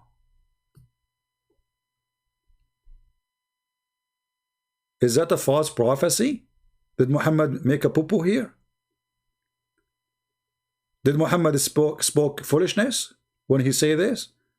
Because if the gospel is changed and nobody can change the word of Allah, then nobody can change the word of Allah. The word of Allah is whatever Allah he said.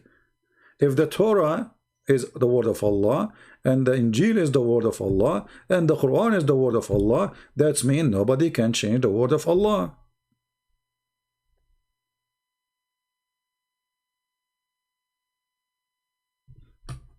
Mustafa, why you don't call me my friend? You speak English very well, and maybe better than me. As you see, my English is broken. Who is a Muslim would like to call me? We just have a phone conversation with the Muslim Abdul. He's a Muhammadan, and you know, he took the highway.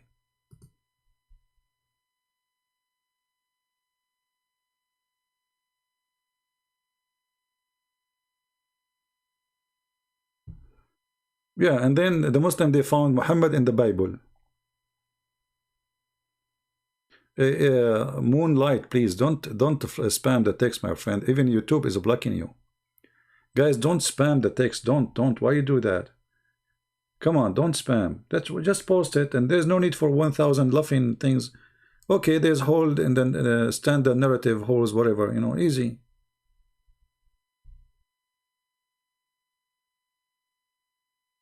And you know, for me, I am against, by the way, teaching that the Quran is not preserved, because if the Quran not preserved, we will laugh at what? Right now we are laughing at the preserved Quran. If the Muslims agree the Quran is not preserved, we will laugh at what? Look, this is preserved, brother. You see this verse, brother? It's preserved 1 billion times. I agree. Look at this, how beautiful it is. Please, don't stop believing the Quran is preserved. Because the preserved Quran is the best Quran to laugh at. Because if the Muslim, they start saying, oh, this is the Quran not preserved, then we cannot laugh at it. They will say, we told you it's not preserved. Hello? So it's not for my benefit as a Christian prince to make you believe that the Quran is not preserved. This is the preserved joke. And then, brother, this guy, he changed his way. Okay, he changed direction, and then he keep going until he found where the sun rises. He changed his way until he found where the sun rises.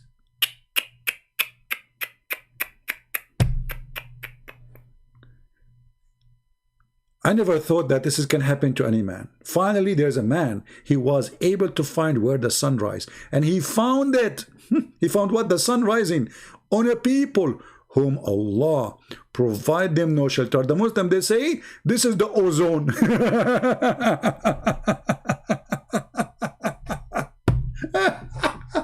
The North Pole, the North Pole. You idiot, the sun rises in the North Pole. You idiot. Potato. This is how the sunrise, Muhammad, I mean, this guy, he found the sunrise in the North Pole. Hello? Ozone. And then he found their people. And those people, they said to him, there is people who they are not people. What? There's people, they are not people? Yes, they are not a human. Their name, the people are Gog and Magog. They are not a human. Hold on, let me search for you, Gog and Magog. Guys, are you enjoying this comedy? Be honest with me. Isn't it this is better than any comedy show ever you saw in your life? It's better, right? I mean, come on. Face it, face it. Face it or leave it. Yeah, brother. Okay, brother, okay. Yeah, it's a true story. Nothing here is not true story. Let me find you the pictures of Gog and Magog according to the description of the Muslims. Give me a second.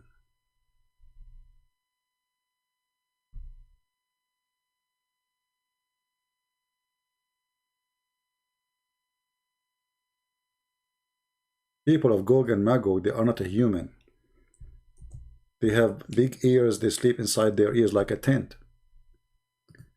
Let me see if I can find. Here we go, like the Muslims, guys. The Muslims, they got us an idea about Gog and Magog. I just searched for Gog and Magog. Look what I found.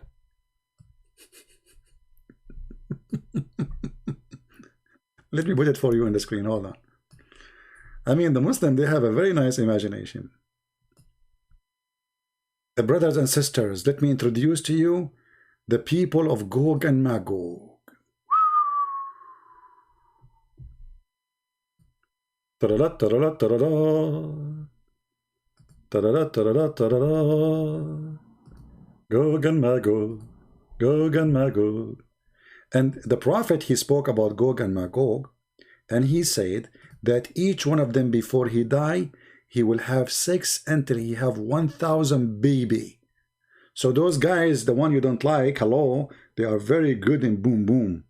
1,000 baby, each one of them. So if we are 7 billion human being, so based on this, each one of them, I mean, if they are, if we are 7 billion, they have to be 1,000 more than us, 1,000 times. So they have to be trillion, billion.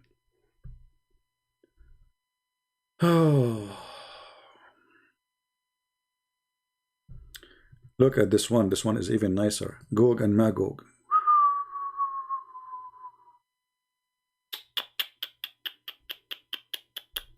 Oh, this one is even better. Oh boy.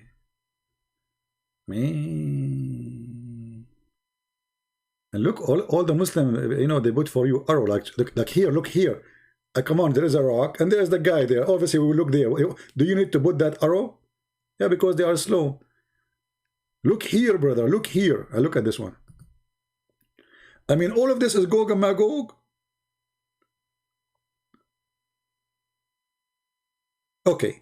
So now, Alexander the Great, he built a dam between Gog and Magog and the mankind. Muslims, where we can find Gog and Magog? Where we can find them? Those who, the Prophet of Allah, Alexander, by the way, Alexander the Great, he was a bisexual. I mean, even this guy, they made him a prophet of Allah.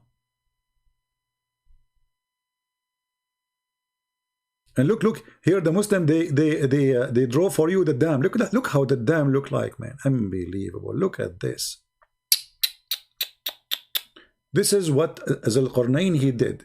He built a dam made from iron and copper. Look, man, look. And that's it. People of Gog and Magog, they will try to burst through this dam, and every day they dig and they cannot get it through. Anyone knows why?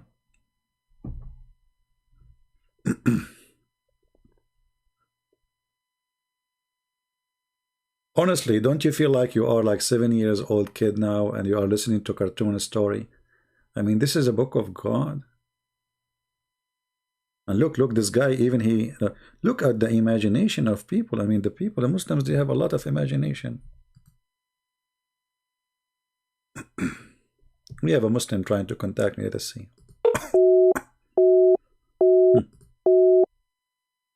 How I can contact you, and he is busy. All right. They are just trying to disturb me, you know, so I will not continue talking. It's okay. So, brother, he found those people, and those people, they told him, you know, okay, yeah, this is the story. Okay,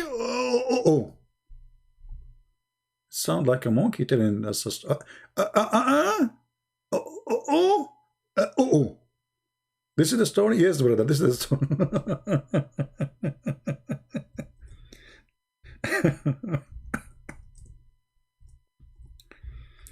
And Muhammad, he told them that every day the people of Gog and Magog, who they are not human brothers and sisters, they try to open a hole in the wall. Every day, brother. And then after they dig until the night come, and then their leader, he said to them, okay, now we go back to sleep. Tomorrow we will continue. And then when they come back in the morning, they find the hole which they dig yesterday closed. And why it's closed? Because, brother, anyone remember? Let us see how many of you remember before I say. Why each time they dig in the wall, they come the second day and they found it, the hole is a clothing or closed. Anyone remember? What was the reason? What is the logical reason? Why each time almost they are out, almost. They are digging, and then it's nighttime. And then they come in the morning and they found all the wall is blocked again. Anyone remember why?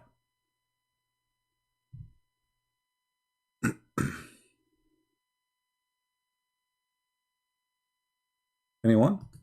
Who knows why? All right, here we go. Mr. No One, he said they forgot to say Inshallah. Bingo! Here we go. We have a good answer. They forgot, the brothers and sisters, to say Inshallah. Can you believe it, brothers and sisters? How in the world you forgot to say such a thing? So those stupid people now for thousands of years, they dig in the same wall every day. And then until one day, their leader, he will say suddenly, tomorrow, Inshallah, we will continue. And then because he said, Inshallah, he come and he found the hole as it was yesterday, and they will be able to get it through.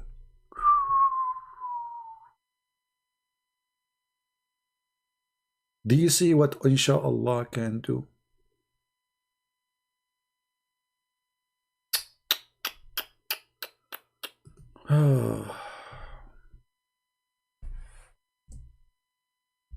Do we have any Muslim? Do you have anything to say?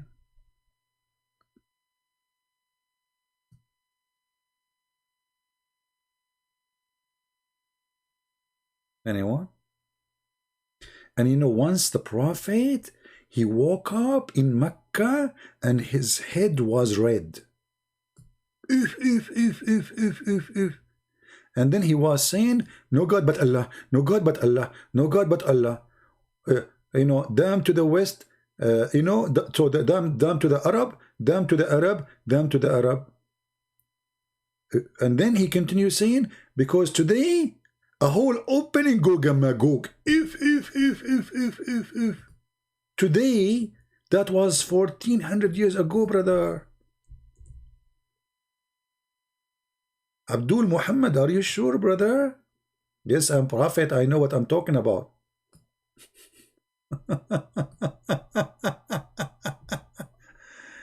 Really, stupidity is amazing, isn't it?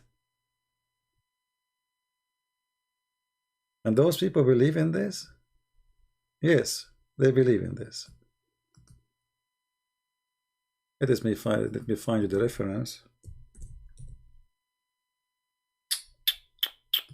Man, this is happening 1400 years ago.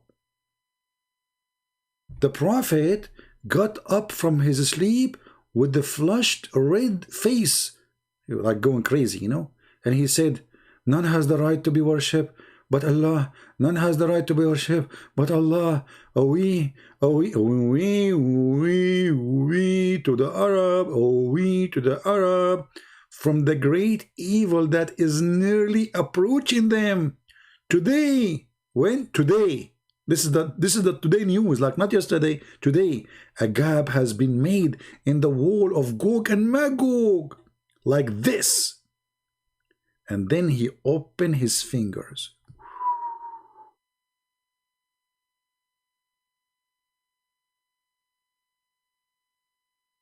Imagine you are living in the time of a Prophet Muhammad. And Muhammad, he woke up from his sleep and he says to you, today, there is a hole open in Gog and Magog wall.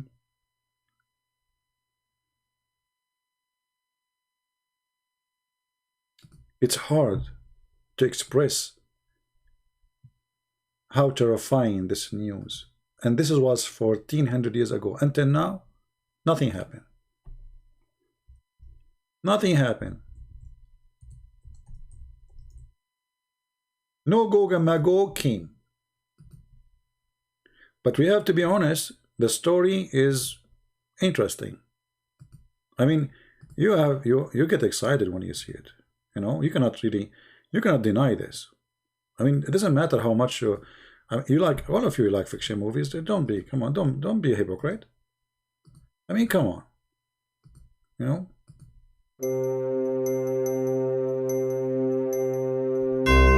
Gog,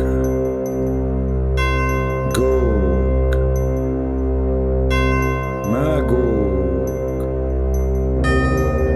Gog and Magog. Today,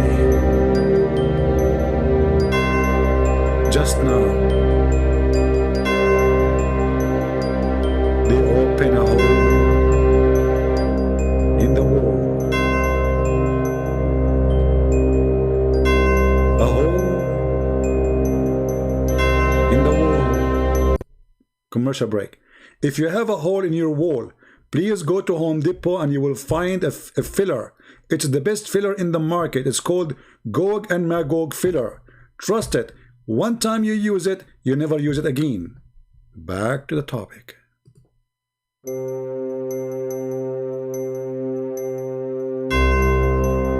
Gog and Magog. What happened in Gog, stay with Magog. If Gog said no, Magog say yes. What do you know about Gog and Magog?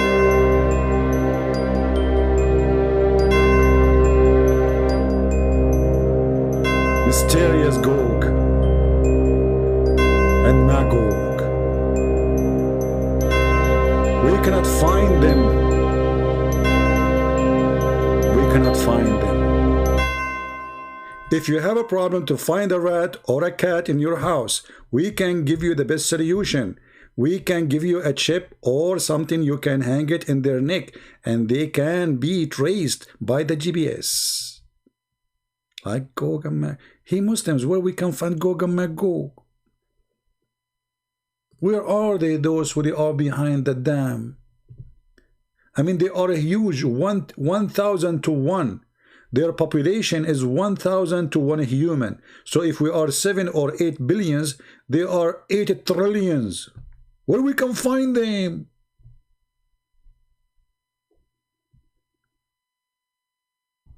By the way, I have a commercial, you know, special request, you know, because people, they are, you know, travel agency, they just contacted me and they heard about Gog and Magog, and they said that they found that there is they have a destination for people who like to go and Hogog Magog, you know, who he. Look at this guy. The reason I cannot talk because I'm looking at this. What is that? This is Gog and Magog. I mean, what? This is Gog and This is Gog and Magog. Alhamdulillah. I mean, look how their faces changed so fast from this to this. I mean, what happened? Anyway, so there's a travel agency. They contacted me immediately, and they said to me that they found Gog and Magog. If you are a Muslim interested to visit the location, so you can take selfie pictures, and they provide you with 5-star hotels in Havana.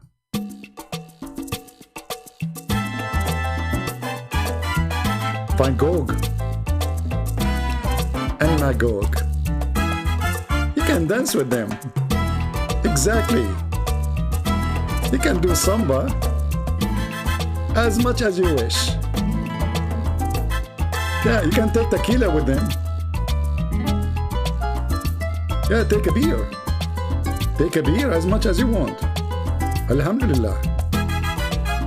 Impossible. What? Okay, the end of the commercial, sorry. I mean, the travel agency, they did not tell me there is the dance here. It's haram. But the Muslim, they love dancing. The Muslim, they grow beard in Mecca and they go dance. They dance in Thailand. They drunk. They sleep around. But in Mecca, they are holy. Yeah, but with Gog and Magog, what you will do? What is the believers? Do we have any believers left?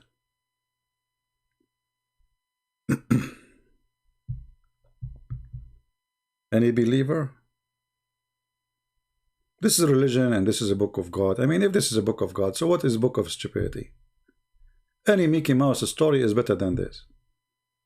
I remember like Mickey Mouse, the guy, Mickey, his uncle come from Mexico and he have a guitar. He's in like,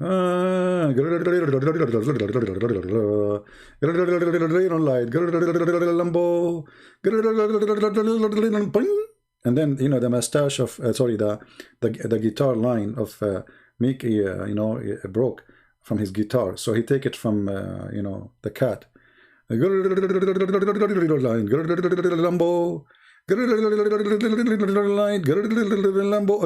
well, the story of Lambo is better than Mogo Mago. It's more convincing.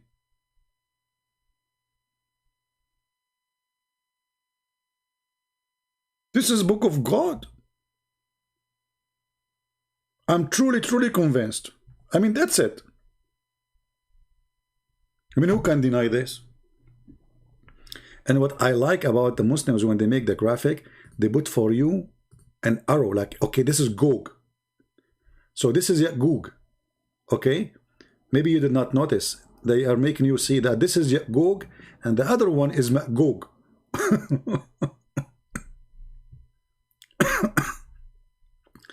Like this one is Magog. The other one is Gog. What is that? A Muslim kid, they want to play games.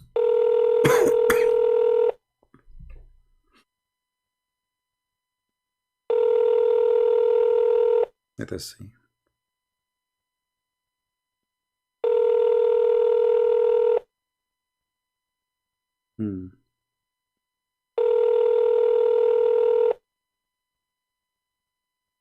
Okay, he's not answering. He's a kid. Do we have any brave Muslim want to call us?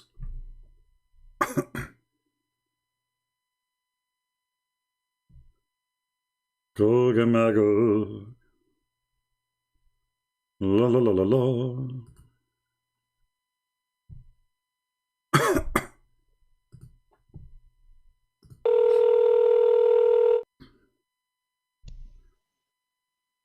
Hello. Yes, my friend, you are live on air. What do you like to say to us? Go ahead. Hello? Hello. Yes, we hear you. You are live on air. What do you like to say to us? You are a Muslim, right?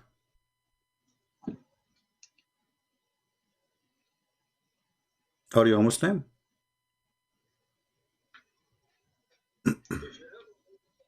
Hello? Maybe you don't hear me. Hello?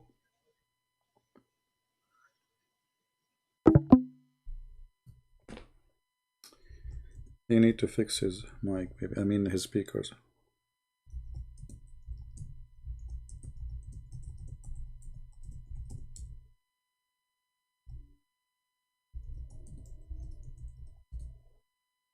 All right, we told him to fix his speaker so he can call me back.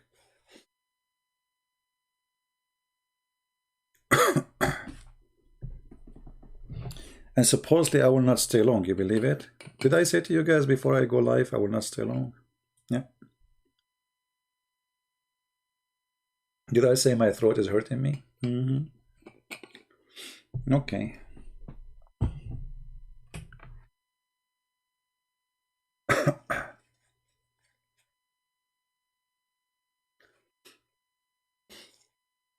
And even my nose is running. I mean, English is funny, man. I mean, how in the world the English people, they come with this?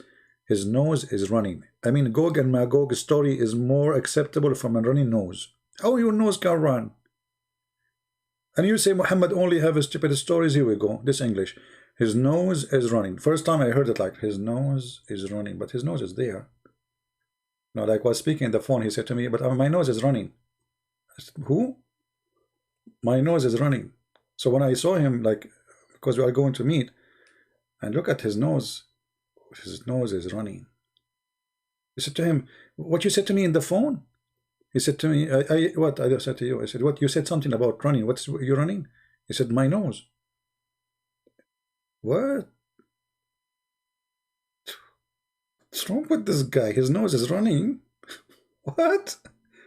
Like, okay. I could not ask him because I didn't know what to say. I mean, his nose is there, and this guy keeps saying his nose is running. Hello? Can you hear me now? Yeah, I do hear you. Go ahead. I hear you actually, but you did not hear me first time. Go ahead. You are a Muslim, Oh, right? yeah, I changed my... You are a Muslim, Yes, correct? sir. Okay, what do you like to say to us? Go ahead. Yes. I'm just watching your videos all this time, and all the time you're spreading lies about Islam. Lies. Like what? A Gog and Magog? Lies. Is Gog and Magog a lie? All the time lying. You know Quran is most perfect book ever. Okay, tell me about You know Gog. the Bible. No problem. Tell me The about Bible Gog. was written 300 years after Jesus, even when they said he died. Okay. What proof do you have? Where is the first Bible? Where is the second Bible? Where is the third Bible? Where's the fourth Bible? We don't even have a full copy before 400 or 500 years after Jesus died. Well, let us. So how can you say Quran is not preserved? Let us go Quran with this. is not. Okay, do you have a full copy of the whole Quran before the first 4 centuries?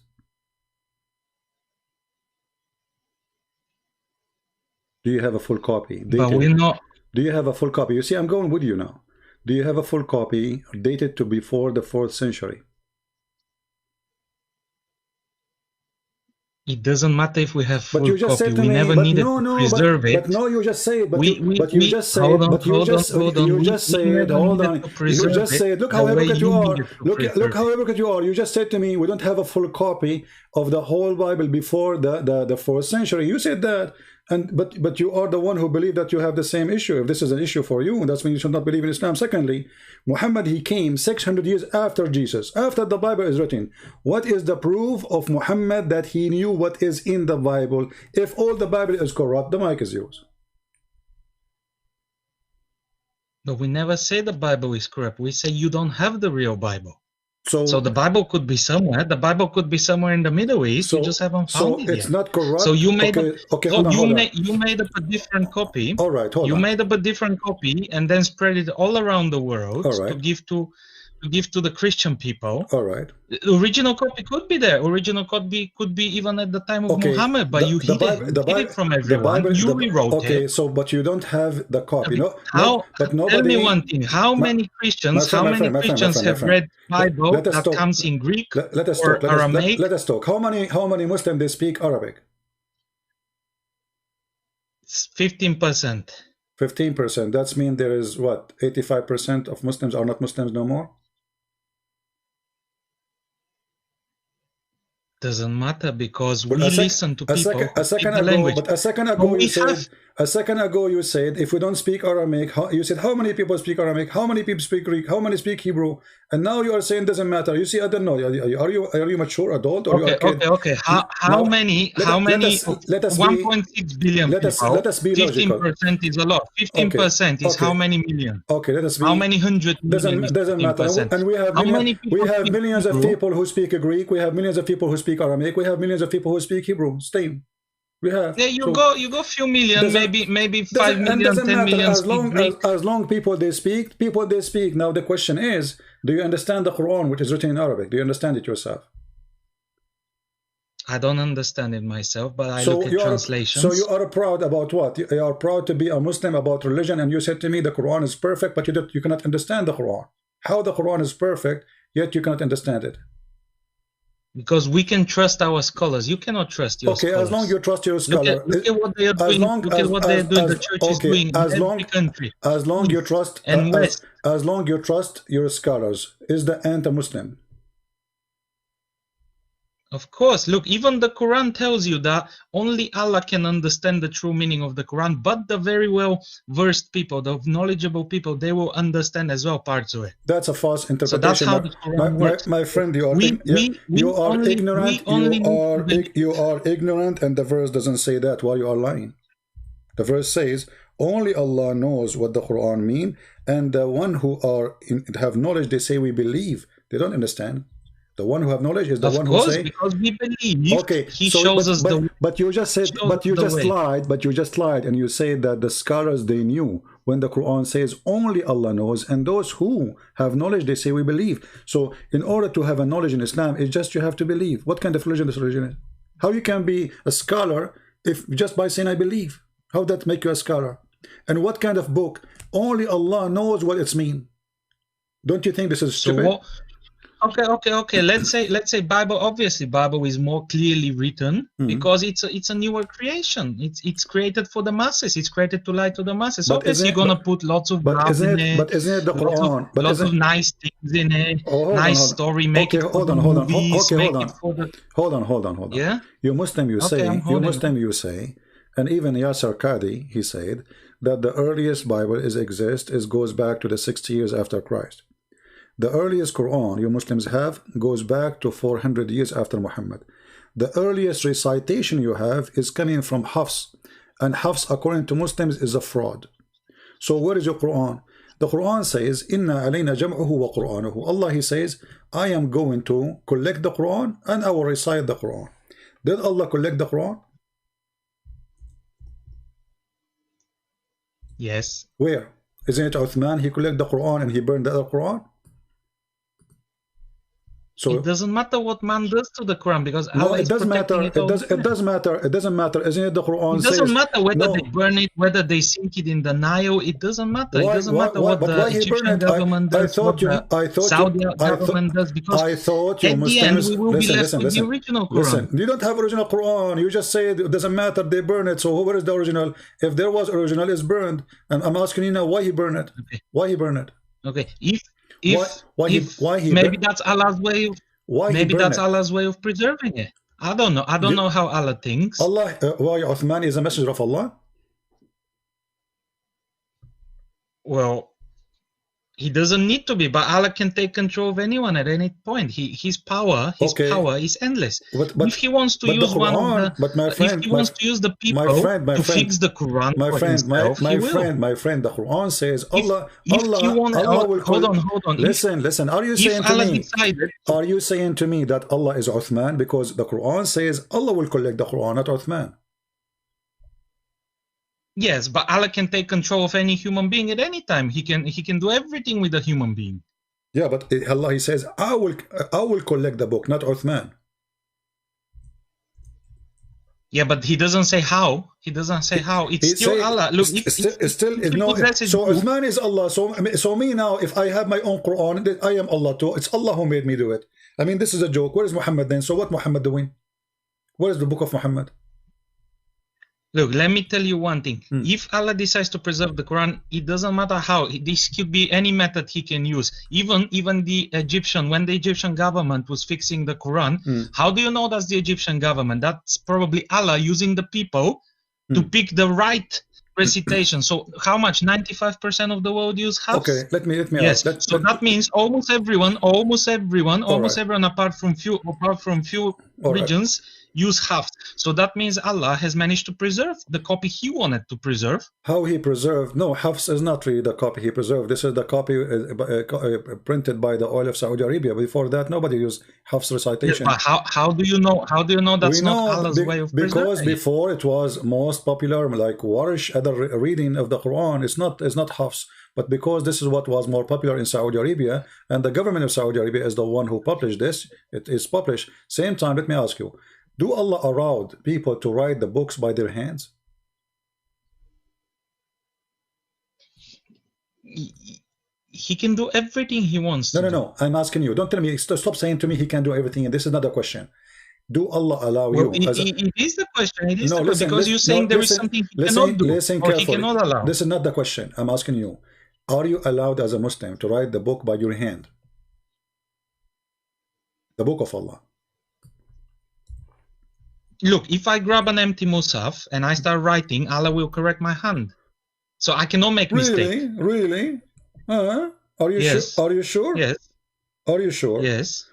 Okay, well, I'm going now to play for you a video, and this video have recitation of the Quran, and you just said you don't know Arabic. So how you can correct it? How Allah can correct it? How Allah can correct you? You don't know even Arabic. I don't need to know it. If Allah takes control of my hand when I'm writing, he will fix it, isn't it? Okay, did Allah? It's as simple as that. Did Allah take control of Muhammad writing? He took control of what he was saying, isn't it? Okay, that's wonderful. So the one who took control of Muhammad of what he is saying is Allah. So when Muhammad he bowed down and he recited the satanic verses, was Allah in control or Shaitan? No, but he fixed it. Allah was not in control of Muhammad all the time. Obviously, he only needed to take control when he was reciting verses. Okay, so that's mean Allah and Muhammad, they are, sorry, Shaitan and Allah controlling Muhammad, and you agreed. Yes, but okay. Look at the story. No, hold on. Let me finish this point. You started a very good point, brother. Let me ask you. You started a very good point. Hold on. No, I want to finish this one. You just say a very important thing. That's why I want to. You will have time. Don't worry. We are just having a nice conversation. Yeah. Thank you for calling me. By the way, you are a nice guy. So listen.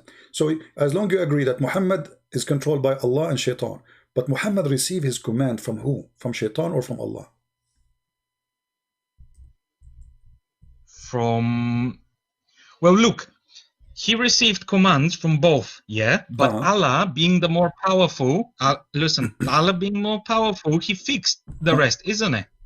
Same as Jesus. When Jesus was tempted by the devil, God helped him resist that, isn't it? That's part of the. It's even in the Bible today. No, that's not true. The devil, he could not. You see, when it says tempt, he tried, but he did not tempt him. He did not fail. So how do you know he did not take control of Jesus? If you guys can correct the Bible later at any time, how do you know? Okay, don't play games now. You can. I can say the same to you. You can correct any time. And look at me. I have a hadith in front of me. It says, "You're a prophet." He said that Shaitan, he command him to do good. What do you say about that? It's in front of you on the screen. Hold on, let me go through that. There is none among you whom is not an attaché from. The jinn, they said, Allah messenger with you too. Thereupon he said, yes, but Allah helps me against him, and so I am safe from his hands. He does not command me, but for good. What do you think? Shaitan, he command Muhammad good command. The devil. Obviously, Shaitan, he did not command him because Allah fixed it. No. If you read the Stop story, saying, Allah my fixed friend, it. what's your name? What's your name? No. What's your name? What's your satanic verses were not corrected. What's your name? What's your name? I don't want to reveal my name, but if the satanic verses give me a name to call you by, whatever your name. Just give me a name. Give me a name. Call me anything you would like. Muhammad. I know okay. you Muhammad. love Okay. to use Okay. Abdul. Listen. You love Muhammad. to use No, Abdul I'm all not the going time. to call you Abdul. You know, you look like you are more educated than normal Abdul. And now, Okay. yeah, you know, you are very educated. I can tell. My friend, you don't even know how to read. It says he command me, but to do good. So not Allah fix it. Like the shaitan is commanding him still. Muhammad describing the command of shaitan as a good command. So why you are saying Allah he fix it? What's wrong with you? Don't you know how to read? Did Muhammad say what you are saying, or you are fabricating things? He said, so, but he does not command me, but for good. So Muhammad saying that shaitan is a good person, and he obey his command, and his command is good. Muhammad here is admitting that shaitan... No. Look what it says. Look what it says. But he does not command me, but for good. So anything that's bad, he cannot command him because Allah helps him. Okay, but if it's anything good comes out of it, if anything good comes out of it, okay, so shaitan, shaitan, he give only good command to Muhammad. Like what? Give me an example. How shaitan? How you call him devil? And yet he give good command. Explain to me. I want to learn from this about you, about Islam. Go ahead. He's the devil. The devil, he do give good command since when? Does he have to? Is there anywhere where it's specified that he does only bad things? Yeah, well, hold on. You know, lots of good things can come from something bad, isn't it? No, that's not true. Not according to Islam. Shaitan is shaitan. Isn't it the Quran says that shaitan, he want to mislead you, the shaitan, he want to deceive you, the shaitan, he will take you to hell. So now suddenly the shaitan, he's a good guy? I'm not saying he's good, but look, he does not command me, but for good. So anything good, Allah might allow it to go through the gaps. But if anything bad, Allah does not allow it. Okay, that's wonderful. I don't know how you're reading the verse. But you agree that shaitan, he gave him satanic verses, and Muhammad, he recite them. So how Allah allow it to go through? So that he can then show his power by abrogating them.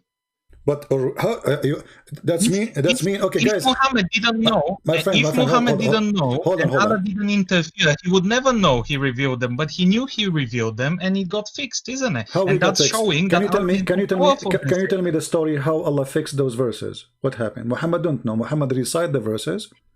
And then and then Gabriel came and told him it didn't come from me, so why are you reciting it? So that's Muhammad wonderful. didn't know. That's wonderful. Hold on. Guys, listen carefully. Our friend here, he said that Muhammad recites Quran from shaitan. Muhammad did not notice that this is not from Allah. Then Jibreel later come to his house and he told him, this is not from Allah. Do we agree about what we said?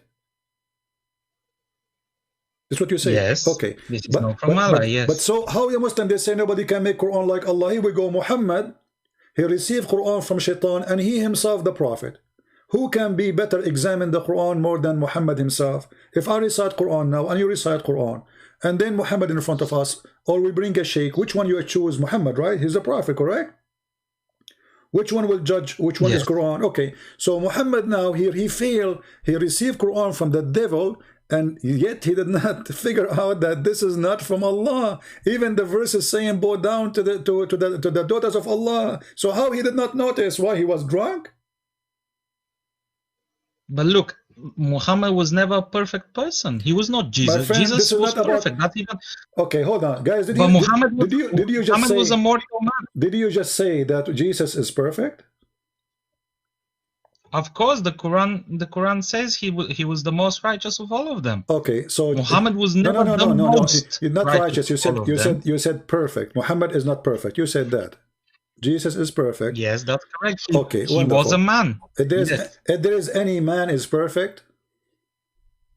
No, of course not. And I'm not saying he was perfect. You just he doesn't need to be perfect to do God's work. But you just was Moses perfect? Was Abraham perfect? But you just said that he is perfect. Everybody heard you. You said that. Of course. Okay. Even Allah says He made Jesus. Okay. He was the most righteous of all of them. He was the most perfect. He never sinned. So when you say He's perfect, He's perfect. There's no so either perfect or not perfect. So Muhammad is not perfect. Jesus is perfect. Wonderful. Muhammad receives satanic verses, and that you are saying because he is not perfect, he did not notice that he was praying to the daughters of the devil, and because he's not perfect, he bowed down to them.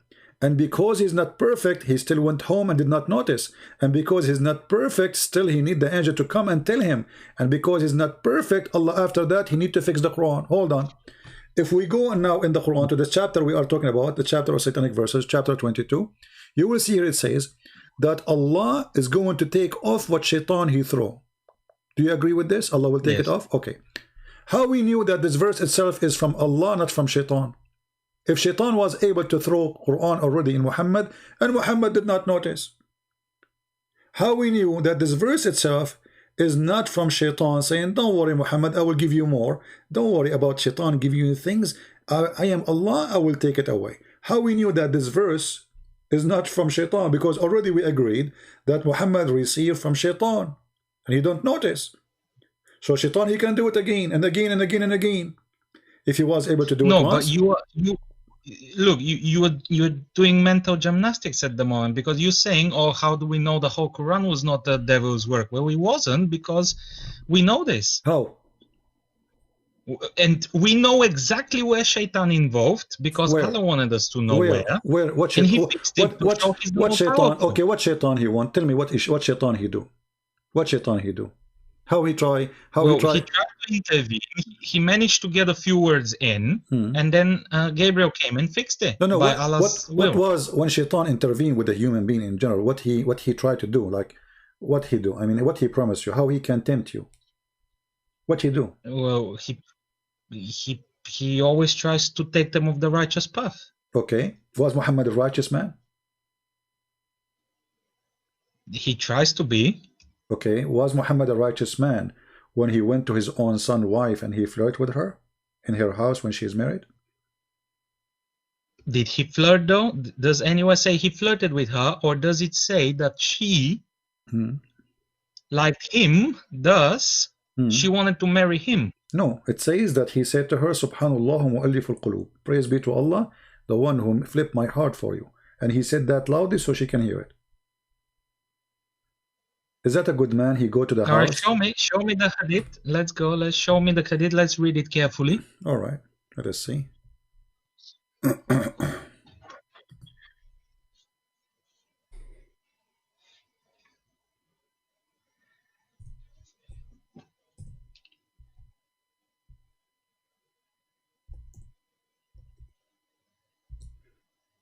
Let us find the reference. Give me a second. Here we go. This is chapter Al-Ahzab, verse number 37, and this is the official government website of the Kingdom of Saudi Arabia. All right, I put it for you on the screen, and then you will see that when he went to his son, he found Zainab standing, and she was wearing very sexy clothes. It says here, read carefully. You don't know Arabic, but I will give you the link. You can use Google Translation. It says here, or you can give it to any Muslim who speak Arabic. So he went to Zayd seeking him, and then he found Zainab standing, and she was white and big and beautiful, and she is from the most perfect women of Quraysh. So she's so beautiful, you know. Okay, فهويها. So he fell in love with her. He fell in love with married women, and then he said, وقال سبحان الله مقلب القلوب فسمعت زينب بالتسبيح فذكرتها لزيد. So Zainab, she said what she heard what he said, and she told her husband. ففطن زيد, and then Zayd is oh, here we go. So now he knew that she's sleeping with him. So he went to Muhammad. He said, Ya Rasulullah, please let me divorce her. She is proud. She have a bad tongue. She hurt me with her tongue. And then Muhammad, look how hypocrite. A second ago he was in the house of the man flirting with the wife, and now he's saying to him, no, keep your wife for you, man. Keep your wife for you. It's in front of you. And this is what? Read. This is your Islamic tafsir, Tafsir al-Qurtubi, and this is the official government website of the Kingdom of Saudi Arabia. I will post the link in the chat. You can click and you can use Google Translation to translate. What kind of a prophet he go and do such a thing? This is the man you trust him with the Quran. This is the man you trust him with the ethic. This is the one you trust whatever he says to you is from God, and he is the good guy. He's not perfect, no problem, but here we go. I mean, this is very bad. First of all, he adopted this son. Imagine he changed the adoption just because he want to have the girl. He changed the adoption. He adopted the man for years, and suddenly just because he saw this woman, he want her, he canceled the adoption law. He forbid people from adopting. And he right away, the man he noticed, says here فَفَطِنَ Zayd. So Zayd, he noticed what's happening. Obviously she's cheating with him. You see here the story doesn't say that they're sleeping together, but obviously they are working together in the same direction. And you are the one who just said to me, no, she like him and she want to marry him. You said that. So she is not a good woman. A good woman who is married to a man and they are not even in seeking divorce. She want to marry other man, and he is his father. And then we find that Muhammad, he go to the house, flirting with the wife when the husband is away. Be honest with me. If your father come to your house and he flirt with your wife, and he said to her, my heart to flip for you, what you would do with your father? Be honest. Okay, first of all, he was an adopted son, so he's doesn't not matter. father. Even this is more ugly because you give when you adopt a son, and that's mean you give a word of honor. You just say that Muhammad have no honor. You just say that. Okay. Because if I adopt, can we not agree? Can we not hold on? Can we not agree that God, if He wills, He can use horrible men with bad flaws to do His will. So you are saying, and He always has. So you are saying Muhammad, Moses was not perfect. So you are saying Muhammad all of the previous prophets were not perfect. So you are saying to me Muhammad was a bad man? Well, he was the man for the job in the Middle East at that time. He was the man for the job, apparently. Okay, because he is maybe the man he had a for the strong job. Enough will. And what is the job? What is the job of Muhammad? Look what the interpretation is saying. And if the prophet, his eyes fall into a woman, her husband must divorce her so he can have her immediately. Yeah. So why wouldn't God give a little bit of an incentive to his prophet so that he will get the job done? Oh, the incentive of the prophet is to give you women who they are married to other men just because you like them. This is incentive. This is bonus to Muhammad. Aha. I mean, what kind of logic this logic is? So if I go now to your house and I see your wife and I am a prophet, it's bonus for me. It's not your right to complain. This is not against Allah teaching. This is not against ethic. No, it's an incentive to the prophet. Why the incentive? Was it against Allah's teaching? What? Was it against Allah's teaching? Don't you Muslims says the Quran says Allah, he said to you when you go to visit somebody, put your head down, don't look at the women, don't this is against Allah teaching supposedly. Yes, and then what did he say? That if any woman looks at him, he can marry her. What woman look at her? He is the one flirting with her. I mean, she is married. What's wrong with you? She is married. You go to the house of the man. You have no honor. You have no honor if you go to a house of somebody, and especially you. Would I do it personally? I wouldn't do it personally. Why? Would I allow this to be done? Probably not. Why? But if he was the man, why you will not do it? Hold on. If he was the man for the job, if he was strong, why you will not do convey it? The message No. Wait. People at that time. Wait, my friend. Why you will not do it? Are you saying you are better than Muhammad? I'm not saying I'm better than Muhammad. All I'm saying is that I would not do some things that he would do. So simple as it is. We're all different. We're not. No. You just said I will not. I will not do it. Why? Okay, but isn't it you Muslim? You follow the Sunnah as the Prophet he did. You follow his step in whatever he did. Here we go, Muhammad. You go to the house of people, flirt with the wife, so you can do it. This is Sunnah. Well, I can't do it. You can do it, right? So this is Islam. Well, I can give a try certainly, but I doubt God would now approve of me because I'm not doing His work. Why you are not approved? You just said we follow Muhammad's steps. He is the best man to follow.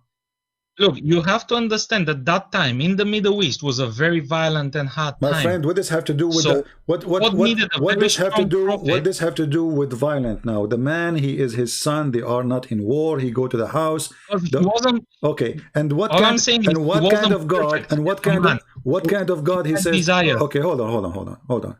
You see, you Muslims, you jump from a place to a place to a place, and it's English. So you agree that Muhammad is a bad person. That's a wonderful news. I want to I ask don't you. agree he's a bad person. I agree he has a humanly needs, and they might be different than your humanly So if I needs, but he's got his own so now humanly I have needs. a human need. So if I see a woman, I'll rape her. I say I have a human needs, right? Is that okay, right? Well, obviously not, because that's forbidden. No, it's not forbidden. Where it says it's forbidden for Islam to rape? Show me the verse in the Quran. Okay, hold on. I will give you 10 years. Actually, I will show you where it says you can rape.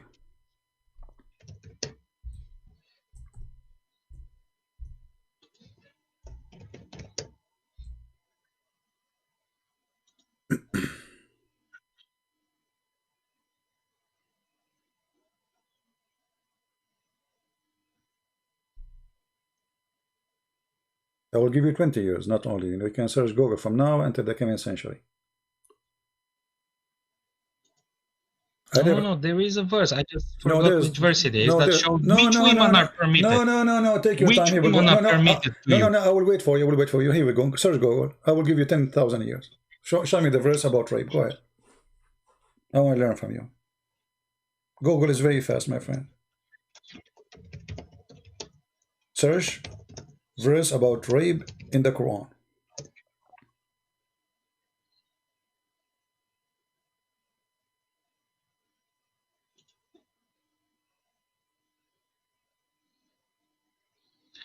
All right, Quran 4:24. 4:24. And also prohibited to you are all married women except those your right hand possess. This is a decree of Allah upon you, and lawful to you are all others beyond these, provided that you seek them in marriage with gifts from your property. That's not rape. This is the verse. Actually, how is that rape? This is the verse. I have it on the screen ready for you to show you the rape, because it says forbidden for you married women except. So you can rape women who they are married. Do you know how to read? It says, okay, it says forbidden for you women already married except except who? Except married women. Who they are? Your right hand possess. Except those whom your right hand possess. Exactly. Okay. How many women does your right hand possess? How many women does my hand possess? None. In the time of Muhammad, he have hundreds. This is not the topic now. You see, you are playing. Are you a kid? Are you a man or adult or a kid? So when the Quran says you can rape those who their right hand possess, it means you can do it today. You have them or not, because now you are weak. You cannot go and conquer and rape women as before. But if you can, you will. So the Quran saying you can rape women who they are married, and you said to me, you will show me a verse against rape, when this is the same verse says you can rape them.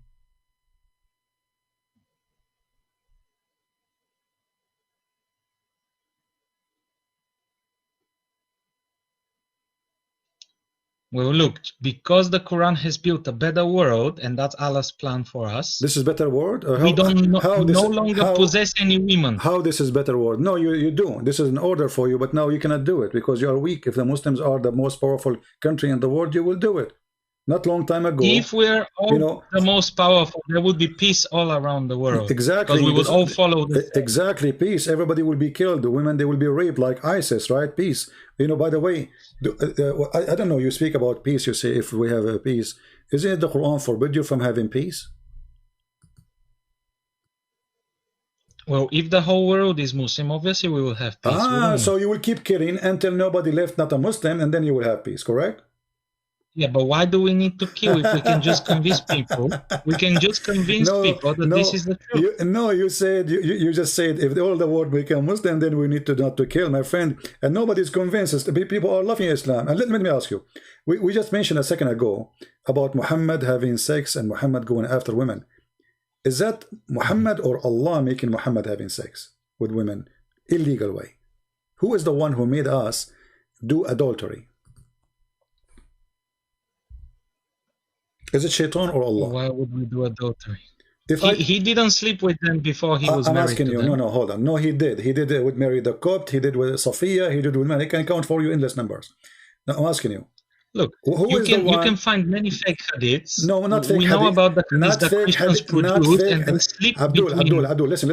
If you want to talk to me, either you speak with your brain is open, or don't call me, because when you say fake hadith, you have to prove it. So are you challenging me now to show you a hadith which nobody can prove that it's fake?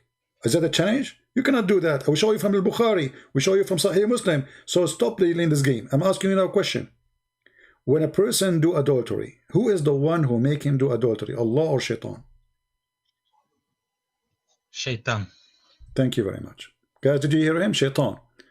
The hadith says that Allah is the one who make you adultery, and you just admitted that shaitan is Allah.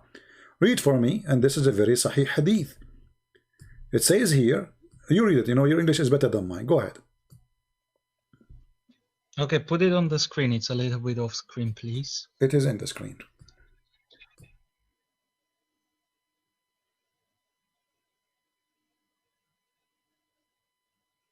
All right, thank you very much.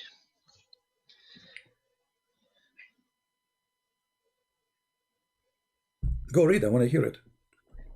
Hadith is like... Verily, Allah has fixed the very portion of adultery, which a man will indulge in, and which he of necessity must commit. The adultery of the eye is the lustful look, and the adultery of the tongue is the licentious speech, the heart desires and yearns, which the parts may or may not put into effect. Okay, so what do you understand from that? I'm listening, go ahead. The men need to feel the necessity to do bad things, but Allah has fixed it. What fix it? No, it says, you see, I don't know, like, are you playing dumb now? Are you playing like you don't know English no more? It says, verily Allah has fixed the very portion of adultery. Who is the one who fixed the very portion of adultery, which a man he will indulge in? Who is the one who decide to you how much adultery you will do? Give me the name. Who is the one who decide how much adultery you will do? No, but obviously Shaitan is not fixing adultery. He's making people do it. This is not the question. You see, don't play. I don't have time for kids talk. I'm not a kid. I don't know how old are you. Be honest with me. Does it say Allah is the one who fixed the very portion of adultery, which means who is the one who decide how much adultery I do, you do, he do, she do? Does it say it is Allah who decide how much adultery we do for each one of us? Yes or no? Yes. Okay, but a second ago you said to me, Shaitan do that. So Allah is Shaitan. Because the one who made me do adultery is not Shaitan. It's Allah. When I asked you who is the one who make you do that, you said Shaitan without hesitation. Okay, now we find out that this is not from Shaitan. Shaitan is a good guy. He is a victim. Shaitan never do that. Allah is the real Shaitan in Islam. He is the one who made you do adultery. And he is the one who make you to do it as a must. You don't even have a choice to do or not.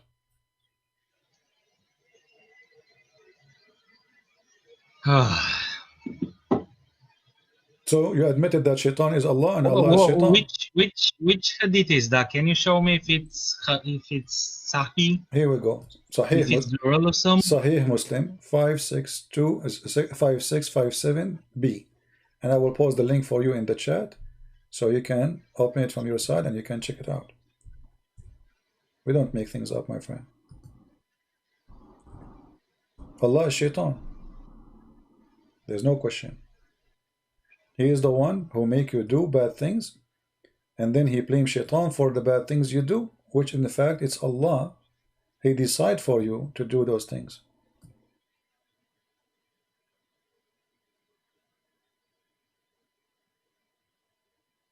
I advise you to leave Islam, my friend. You are worshipping Satan.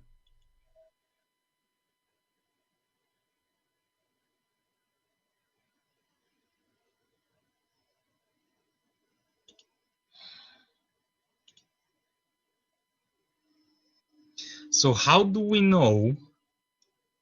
Because me personally, I've always had problems with the hadiths. Well, the personally, well, the Quran, I don't think Muslims do. My friend, the Quran is not better. The Quran is very evil too. I mean, the Quran is very stupid, my friend.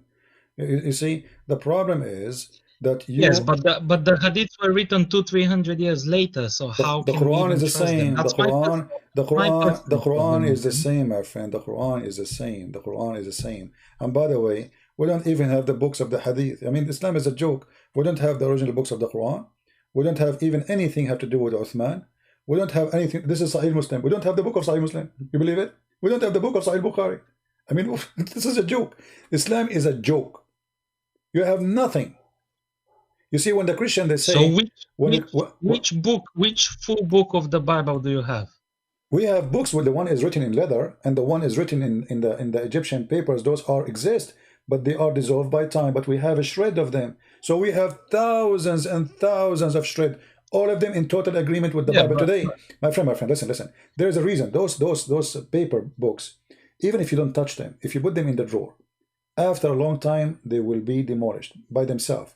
First, because they are made by normal people who they are just making papers. It's paper made from I do understand yeah. that, but the So question the is, one who is if we exist, cannot we recreate, have if we only have small pieces, same time how do you know we the have later people didn't just change all the words around them? we have. Let me tell you why. First of all, we have many copies of the Bible in different languages. Many, as an example, in Ethiopia, as an example, the Egyptian, as an example, even in India. Most the earliest Christians, they went all over the world. At the same time, we have art preserve the story of the Bible, which go back to the time of Jesus, when Christians they were going under the ground and they were doing mosaic and art to preserve the crucifixion of Jesus, the verses in the Greek language or in Hebrew. Until now, we found them go back all the time to the time of Jesus. In the same time, when we question the Quran, I don't care really if it's preserved or not. The Quran is a stupid book. You see, I just told them before, I don't know if you were listening, I said I don't want the Muslim to believe the Quran not preserved, because this is not for my benefit.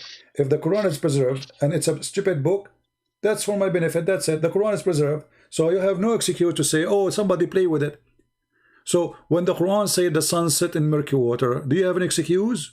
You say the hadith, I don't trust the hadith much, but what about the Quran? Before you call me, you heard me speaking about Gog and Magog. Who in the world want to believe such a story? This is Quran. This is not hadith. And you keep saying to me the Quran preserved. How in the world you in the year 2020, I don't know what is your education, believe that there is a man, his name is Dhul-Qurnayn, he got his first horn because he went to his people to make them to believe in Islam. They hit him in the hammer, in his head. He got the first horn and he died. Allah raised him back and he sent him back to his people. Then they hit him again with the hammer in his head, so he got two horns. And then the story continue. And then he keep, Allah, he gave him a power. And then he occupied most of the earth. And he found where the sun set. And he found it sitting in murky water. The Muslim, they try to solve this problem. They say, oh, Dhul-Qurnayn, he thought, brother, don't you see the sun go in the water? My friend, it says a spring. Even the hadith, Muhammad, he said, confirming that the sun goes in water, which is hot and muddy. Here we go. This is the hadith, and this hadith is good. It's even sahih in chain. Narrated Abu Dharr, which means the father of the ants. He said, I was sitting behind Allah Messenger, who was riding a donkey. While the sun was sitting, he asked, do you know where this set? I replied, Allah and his apostle know best. He said, it's set in a spring of warm water. Hamia. Do you see it? And this is in total agreement with the Quran. Total agreement with the Quran. So the Quran preserved, for me, I'm laughing. Okay, it's preserved. So what we will do now? This is against you, actually, not against me, because you see, if I am a person who believe, if I'm speaking to someone who believe the Quran not preserved, he can say, oh, somebody put it there. There's no way this is from Allah. But because you believe now it's preserved word by word, then you cannot play games. You cannot say the hadith, I don't agree with it, this is Quran. And then the guy, he keep continue walking, and then he went, and look, it says, until when he reached the sitting place of the sun, the sitting place of the sun, yeah, he reached it. And then he found it sitting in a spring of a bloody. You are laughing, huh?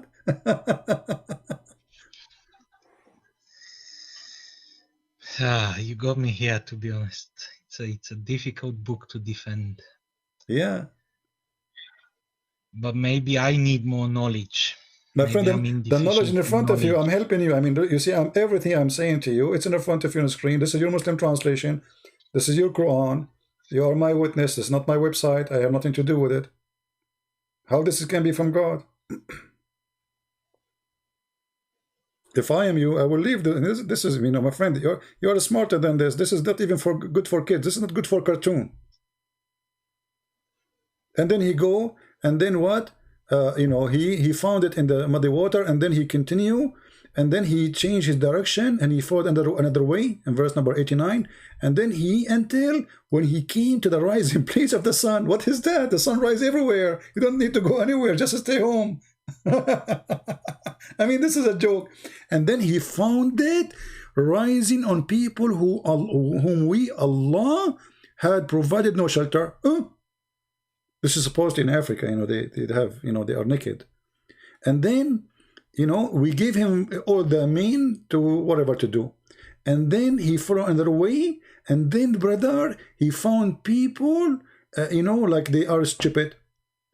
And they told him to build a dam between them and people of Gog and Magog. What do you think about Gog and Magog story? Do you like cartoon?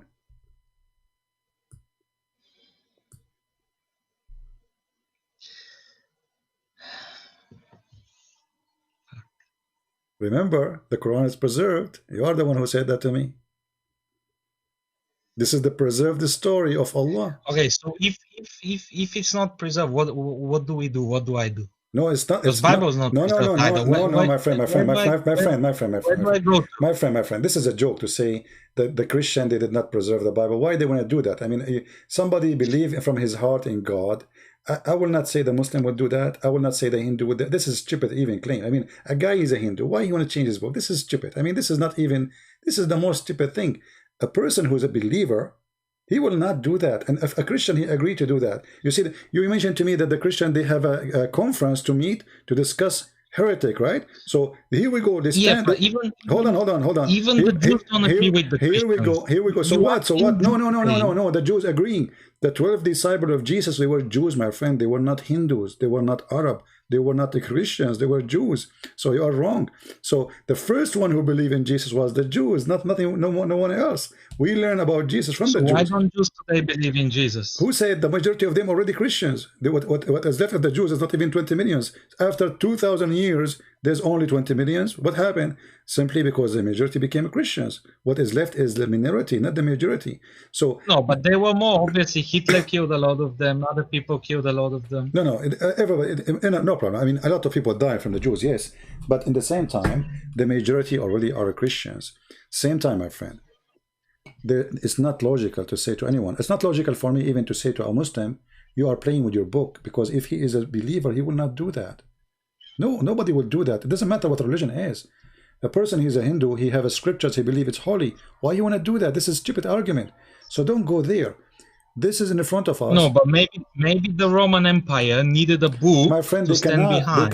They cannot, because not all the Christians under the Roman Empire. Christians are spread all over. Ethiopia is not under the Roman Empire, you know. And then the Roman Empire, they shrink, and the Roman Empire die. It doesn't exist no more. So why people want to do that? And nobody was able to hide one copy. I mean, this is a joke.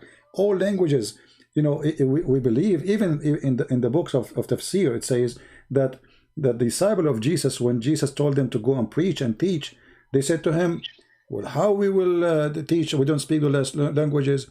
So Allah, according to the Muslim interpretation, when they wake up in the morning, each one of them, he found himself speaking different language. So if the Greek book corrupt, okay, what about the Ethiopian book? What about the Coptic book? What about the Indian book? What about the Persian book? Yeah, but you don't have many of those. My friend, you are running away from what is in the front of you. This is the whole thing. You just admitted that this is stupid. Correct? You admitted this is stupid. Or maybe we don't understand it the way it's meant to be. No, my friend, it's in the front of you. You want to play a game? It's up to you. You know, it's about you, not about me, my friend. I don't care if you want to say whatever you want to say. But this is not. We don't understand. It's very simple. Gog and Magog, he built a dam between us and them. And then your prophet, he described that those, they try to go out of the bridge, out of the dam, and then he woke up in the morning. He said, today there is people who people of Gog and Magog, they were able to like this in the wall. We to Allah, to the Arab, for today, a little tiny hole open. So this is it's explained already. It's explained. It's not a choice to say, oh, maybe we don't understand it, because Muhammad, he mentioned it even in the hadith, and those hadith are accurate, sahih. So what we will do with it? Read it. Abu Hurairah said, Allah Apostle, he said, today the wall barrier between Gog and Magog has been opened so much, and he was terrified, and he was saying, the Arab, oh, we to the Arab, what's coming to you? All those hadith are sahih. See, Sahih al-Bukhari. He woke up in the morning, his face is red, he's terrified. He was saying, La ilaha illallah, la ilaha illallah, la ilaha illallah. And then they said to him, what's happening? He said, the great evil happened. Today, a gap has been opened, and he made a space between his hand about how big it is, of people of Gog and Magog. And those are 1,000 to 1, which means if we are 7 billions, the Gog and Magog, they are 7 trillions. So where are they? Where is this dam? And who in the world want to believe in such a story? He built a dam. They can go around the dam. I mean, the earth. But that's like asking where is the Garden of Eden? No, because those are people in earth. They are in the earth. Those are not in the sky. So where was the Garden of Eden according to the Bible? It was on earth. It wasn't in space. What? Where was the Garden of Eden? It was on earth. According to the Bible, yes, but it wasn't floating in space. And we know the location in the north of Iraq. So, but in the Garden of Eden in Islam, it is in heaven. What does have to do with this, my friend? It's a garden. It's not, when we say heaven, when it comes to Adam and Eve, it's a garden. It's just a place God providing with everything. It's not really heaven as you imagine now, like the 70 virgin, etc. But here, notice with me that Muhammad, he explained to you, he have tons of stories about Gog and Magog, and all of them, they are authentic hadith, in total agreement with the Quran. How you today, and you said, you just agreed that this is stupid, this is not right, you got me here, this is what you said. How you want to stay as a Muslim with this? What is this? All of those stories, look how many. Maybe I need to ask my scholars about more information. Well, your scholars, they cannot say to you anything except what I'm showing you on the screen. This is your scholar talking. Or do you think I'm giving you... Is your scholar is better than al-Bukhari?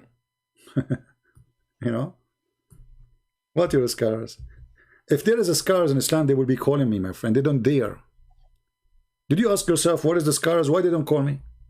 We just have an Arab. I don't know if you heard him. He ran away. You don't know why, literally. I just asked him. He said to me, this hadith is fabricated. I said, prove it. Go ahead. You don't know why.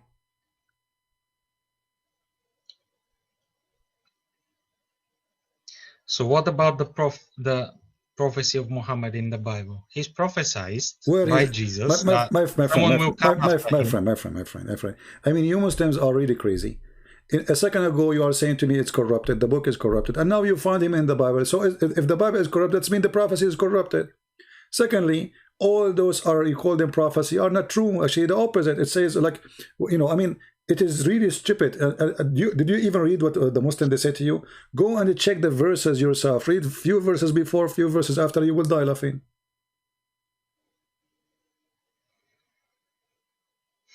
One of the videos in YouTube, it's very popular. They say it's in Muhammad is in Isaiah. When the verse is speaking about God, they made Muhammad God. The verse says the Lord. The guy, he cut it and he started reading after. Why? Because in a second people will notice that this is speaking about God. They lie to you. You mentioned to me that Muhammad is a prophet, right? And Muhammad, he received his knowledge from who? From Allah, correct? Yes. Okay.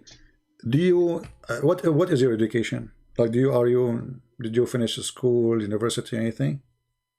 University. All right, that's wonderful. So I'm talking to an educated person. That's wonderful. How the baby is created? Have you ever heard of someone who claimed to be God, and then he say this, that the sperm became a congealed dead blood? Which God is that? He says such a thing. And then the Muslim, they make videos saying this is scientific, and they start fabricating the translation and the meaning. Then we made the sperm into a clot of a congealed blood. Congealed blood, the sperm will become a congealed blood. This is God. And then the clot, we made it into a lump. And then we made out of the lump bones and growth. And the bones, which mean at the end we have bones, just bones, there's nothing. And then we close the bones. So the start is stupid, the end is even more funny. And look at the translation. You said you do not know Arabic, right?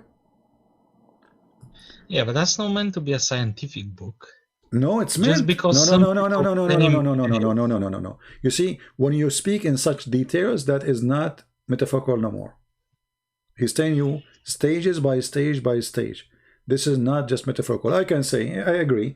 You know, we can say that, like in the Bible, it says, Yeah, you made me in such a way.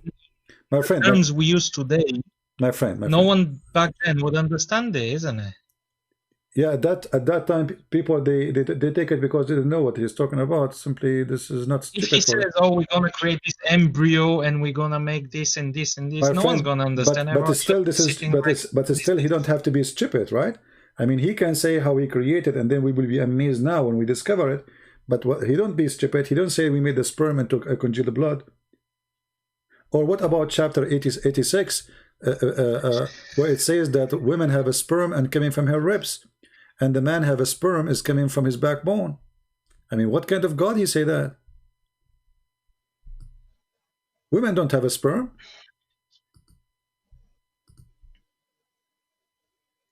And the sperm of the man is not coming from the backbone. You can go right now and check in Kathir. He will say to you that this is meaning the sperm of the man coming from the backbone, and the sperm of the women, the water of the women, which is yellow, as Muhammad described it, coming in from the location of the necklace. This is what the word Torah mean. It's a word used for women, ribs, specific location of the ribs, the top one. So how this can be God? So look, the sun set in murky water. He found where the sun set. He found where the sun rise. He found where next to it he built Gog and Magog. A story of the cave people, which is funny and stupid. You know, it's a fiction story written by a Christian priest in Syria for the Christian youth. It's fiction. All the Christians, they knew that. So he took it, he put it in the Quran.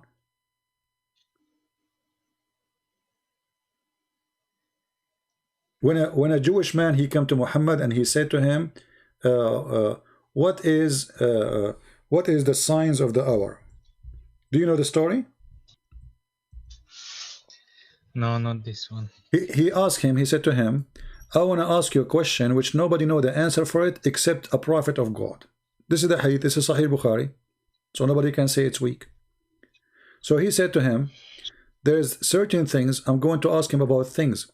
He said, I'm going to ask him about 3 things which only a prophet can know the answer, or can answer it. Wonderful. I mean, look how the story is stupid from the beginning. The guy, he knew the answer, and he is saying only prophet knew the answer. Have you ever heard of a stupid? This is your prophet saying that. This is a story coming from your prophet. I come to you and I say to you, I'm going to ask you a question. Only prophet knew the correct answer, but I know the correct answer, so I must be prophet too. So it's a stupid cult, man. It is just a madness, a stupidity. It's a low IQ. And then he continued. He said to him, and look at the questions. I mean, look at this very hard exam. What is the first food which people of paradise will eat? Like what? This is the question which nobody knows except prophet. Why does the child attract the similarity of his father or to his mother? Then the prophet replied, said, Jibreel, just inform me now. Look, what? So Muhammad now, he cannot claim that he is getting something stupid. Jibreel from Allah informed me that etc. He said, and then Ibn Salam, he said to him, Jibreel, the enemy of the Jews. Since when Jibreel, the enemy of the Jews? Anyway, so then he says, as the first sign of the hour, it will be the fire, will collect people from the east to the west. Okay, where it says in the Quran, this fire will collect them from the east and the west. As for the first meal, the people of paradise will eat, will be the loop of the fish liver. Why? Because people will go to have sex. The Arab, they believe that the whale, not the fish, the whale liver is very good for sex. You know, they take from it al-ambar. You can check it out. As the ambar is even, you know, the deer, he have the same hormone, which is used to attract female. So Muhammad, the Arab, they learn that those things, they attract females, so they think they can attract female, but this was for the deer. Anyway, as for the child, if a man discharge proceed in the women discharge, the child attract the similarity to the man. Look at this stupid. He just said, if you have orgasm first, the baby will be a boy. If you have orgasm, the women have orgasm first, the baby will be a girl. What does this have to do with this? According to which science? And remember, he said, Jibreel told me. So we cannot say Muhammad is making, I mean, somebody fool him. He was just, as you said, he is just a human. He just said, Jibreel told me. So either Jibreel told him or he's a liar. Maybe he lied. Maybe he lied. You're right. Obviously, he's lied. He lied because this is absolutely false. So you just left Islam, my friend. You just left Islam right now. I'm happy for you. You decide to use your brain, and you are out.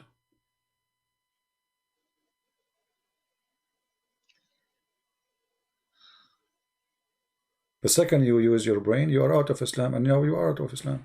I'm really happy for you. I'm so glad you called me today, so we can share the truth with you.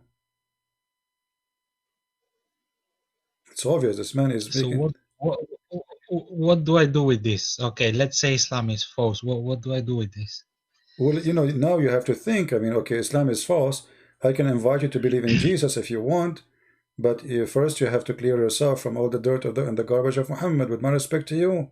You see, if we have a computer, have a virus, we cannot install a new clean software without formatting the virus. You have to clean yourself from the garbage of Muhammad. You have to believe in the Holy God. The Holy God is what Jesus, he brought to us. The Holy God is what Jesus taught us. If a man, he look at a woman and he wished to have her, he committed adultery. Not, you know, God, he made you do adultery. Okay, so if people lie to me all my life about this, they never show me this, how can I trust anyone else? Even how do I know this? My friend, did I say to you, trust me? Did I say to you? No. You are a man, you are adult, you went to school, you have a degree, you speak languages, you have a computer, do your research, study very well, and search holiness. The one, you know, once a big sheikh, he came to my father, and he said to him, you know, you are a great man, a great family, you are very well known. Why you don't, I invite you to accept Islam, you know? The sheikh saying that to my dad. So my dad, he said to him nicely, he didn't want to be polite with him because he's in our house, and he is a friend of him. He said to him, well, ya sheikh, where is Muhammad now? He said, he's dead. He said to him, where is Jesus now? He said, he's in heaven. He said, well, I will follow the one in heaven. So ask yourself a very simple question. Which one you want to follow? The one who, as you mentioned, you said he is perfect. The one who is right now in heaven. The one who never commits sin. The one who taught holiness and he was holy. You see, I can say to you, be good, don't do that and do that, but I do sin. I do sin. I have to admit, I do sin. You know, I'm not even close to claim to be anything good about me. You know, only God is good. So when we speak about Jesus, it's a different story. Jesus, he challenged the Jews. Who can of you prove me to be a sinner? Who can? Who dare? I cannot say that to you, because if I say that to you, I will be a hypocrite. I am a sinner. So when we speak about the Messiah, we speak about holiness. Jesus, he said to us, if you want to go to my heaven, let's go how to pray. He said, pray like this. And then he said, Forgive to us the same we forgive to others. And then you will notice that Jesus in the cross, he said, forgive them, Father, they do not know what they are doing. So imagine if Jesus, he said forgive them, and yet he don't want to forgive. Even in the cross, when people are calling him names, killing him literally, I mean crucifying, how ugly, how evil, how much pain, yet he is saying, Father, forgive them, they don't know what they are doing. So when Jesus says to us, forgive, he was truthful. He did it, even when he is dying in the cross. And death for him means nothing. No, I have no problem with Jesus being the best, the most righteous, not a single sin and everything. And that he was peaceful, he never raised a hand or did anything wrong. But how can he claim to be God though? That's the biggest problem. How can he claim? What? Even if you're the most perfect prophet of God, you're still giving the message of God, isn't it? My You friend, don't claim for yourself God, the message, even when you do miracles and you do yeah, everything. okay. You see, you know, when we ask a Muslim, why Allah chose Muhammad, they say Allah. We don't ask him why he chose, right? Now, why Jesus? He claimed to be God. Well, if he is claiming to be God, then he should not be able to do what God can do.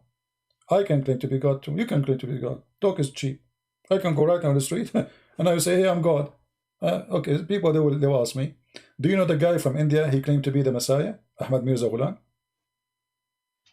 the Ahmadiyya guy. Hello? You remember him? Hello? Yeah, you remember Ahmad Mirza Ghulam? Do you remember Ahmad Mirza No. Ghulam? Yeah, this guy, anyway, you can search him. He claimed to be the Messiah. He claimed to be the Messiah. Okay. And then second day, people, they come to his house and they have people in wheelchair, people they are blind, people they cannot see, people they are sick, and they say to him, okay, you are the Messiah, do what the Messiah do. What the Messiah does. He made the blind see. He healed the leper. He made the one who cannot walk. Okay. So when Jesus, he make a claim, it is a claim until he prove it is true. And he did. He did what nobody can do. Resurrecting people from death, making the blind see. I mean, he ordered the nature. One word of him, it's a must. So there's difference between somebody claim, Muhammad claimed to be a prophet, and here we go, you agreed he's a liar. I can claim to be a prophet, you can claim. It's a good business, by the way. These days, I mean, this is the best business ever in history, always. Anyone want to make money, he can make himself a prophet. He will find some fools, and they will give him his money, and that's it. He will live like a king, and then he will start sleeping with the women. Jesus never asked for money. Jesus never have a woman. Jesus never even own a donkey. Jesus never own a house. Jesus never have a palace. I mean, imagine you are in a now and before, nothing changed. If I can raise people from death, how many kings they will worship me and they will be under my command? I will be their boss forever. Because they will die, they knew it's coming. They have a person who will make them alive again. So he did not abuse the power. He was not seeking power, for he is the true God in this earth. So when we question how this has happened, well, God, because the Bible says, for God he loved the world. This is why he came to us. Not because he need to, but because he loved to. There's a huge difference. God did not create me because he need me. He don't need me. He want to share his glory with us. He wanted us to be happy. This is why in Christianity we have different form of speaking to God. We call him Father. We don't say, yes, he is God, but imagine our relationship is not about God. It's about children and their father. This is how much loving he is. In the Quran it says, I created not a human or genie except to worship me. The Bible teaches different, totally the opposite direction. This is why you speak to the Father and you pray to the Father, because he is your Father. He is your God, yes, but he is not an evil one. He loves you. So when I speak about Jesus, I try to find the intention of this person. His name is Jesus. What he want from me? What he want? Did he want something from me? No. Did he ask for something? No. Did he ask for the fifth of the booty like Muhammad? No. Did he ask women, hey, give yourself to me? No. He asked you to be holy. He asked you to be loving.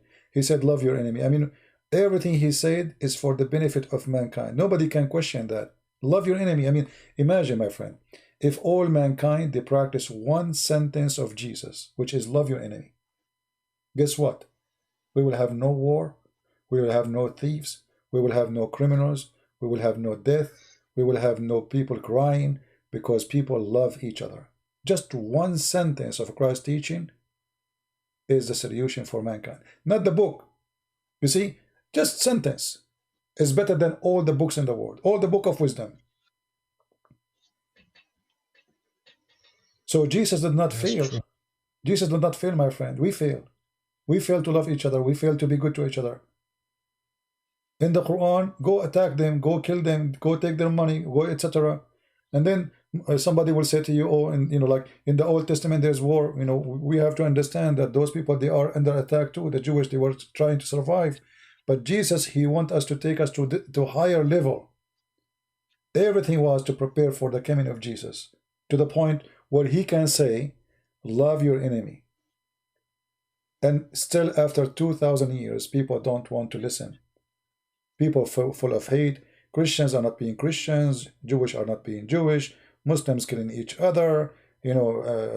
War everywhere. Corona, crazy stuff. Even people want to use.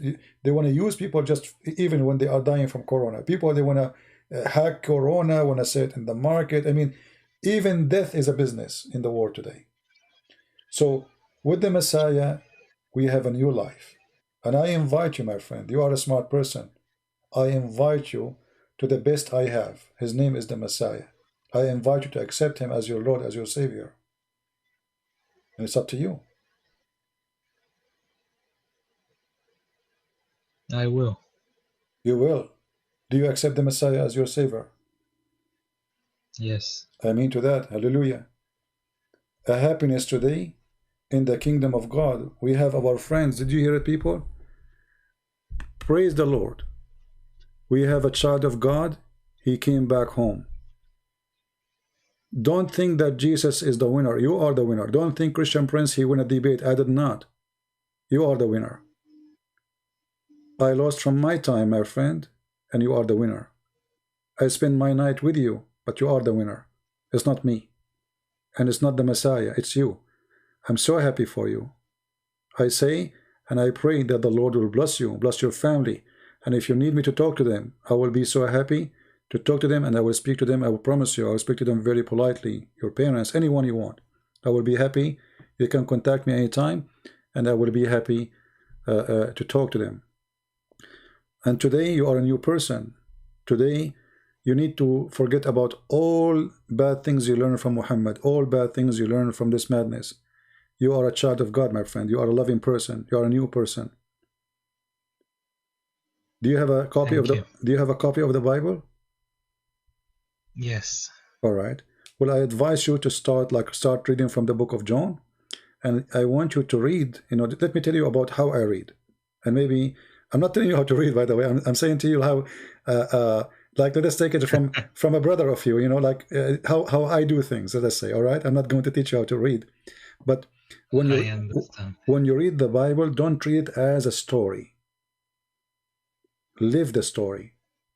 So you can imagine it. Imagine that Jesus is speaking. Imagine people they are around. Imagine people they are asking. Imagine Jesus is answering. And then you can live the story. And then you can observe it better. And you will find how amazing Christ's teaching is. Read, ask, learn. And the more you read, the more you will notice that you are learning more. Which means the same chapter, if I go right now to John chapter 1, after all those years, how many times I did read it? If I start reading now and I sit alone, I will find something new. The Lord will inspire me. The Lord will open my eyes. So I pray the Lord will open your eyes and he will inspire you and he will teach you, not me. No man can teach, only God. And this is why we are listening to the word of the Lord, and he is the only teacher. He's the only master we have. It's not Peter who teaches us. It's not Paul who teaches us, as Muslims they say to you. We are following Jesus. We don't follow any man. The rest are just disciples, and you can be one of them. You can be disciple of the Lord and bring as many Muslims as you can. And the Lord will be so happy to have you. I will show them what you showed me. Contact me if they want to talk to me. If they don't want to go live, no problem. We can go on private. But if they want to go live, even better. And I promise you, I will speak to your family in a very respectful way. Even though it's very... My family is Christian. Your family is a Christian, so what happened? I guess I lost my way. Well, you are back, my friend. I'm so happy for you. Your family are saved, and today you are saved. Go tell your mom. Go. Tell your mom, hey, I became a Christian. I'm back. I'm back home. Let her cry and give you a hug. I'm sure she... Thank you for showing me all this. I'm so happy for you, my friend. Do you want to say anything to people around you? People are happy for you. Look how people are happy for you. Yeah, I'm watching the chat. Thank you, and God bless you. All right, my friend. God bless you, and God bless your mother and your father and your family, and we pray for them, all of them. And I'm happy that today your new year is different. The family new year is different. Now you have a Christmas next year. Next year you will be the first to say to your mother, Merry Christmas, Mom. Praise the Lord. Thank you. Praise the Lord. Thank you for calling. Take care. Good night. Bye-bye. Good night, brother. Good night.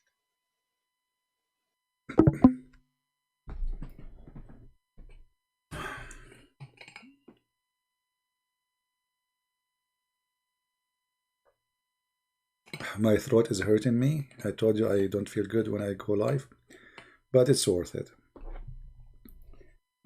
It's worth it. And I'm sure his mother, she will be very happy to hear that he is back to Christ, and he is saved, and he is out of the devil house. Pray for him that the Lord will keep him strong and will protect him and protect his family. And we pray that the Lord, he will bring more people using him to Christ. I apologize, guys. I cannot really stay long. My throat is really hurting badly. I wasn't going to go live today. I told you from the beginning I'm not going to stay long. I hardly can talk. Each time I open my mouth, it's really hurting. I think I have a bad throat infection, maybe. I want to say, you do your best. You don't know what you don't know what you would accomplish. You know, this brother, he called us. He was angry from me.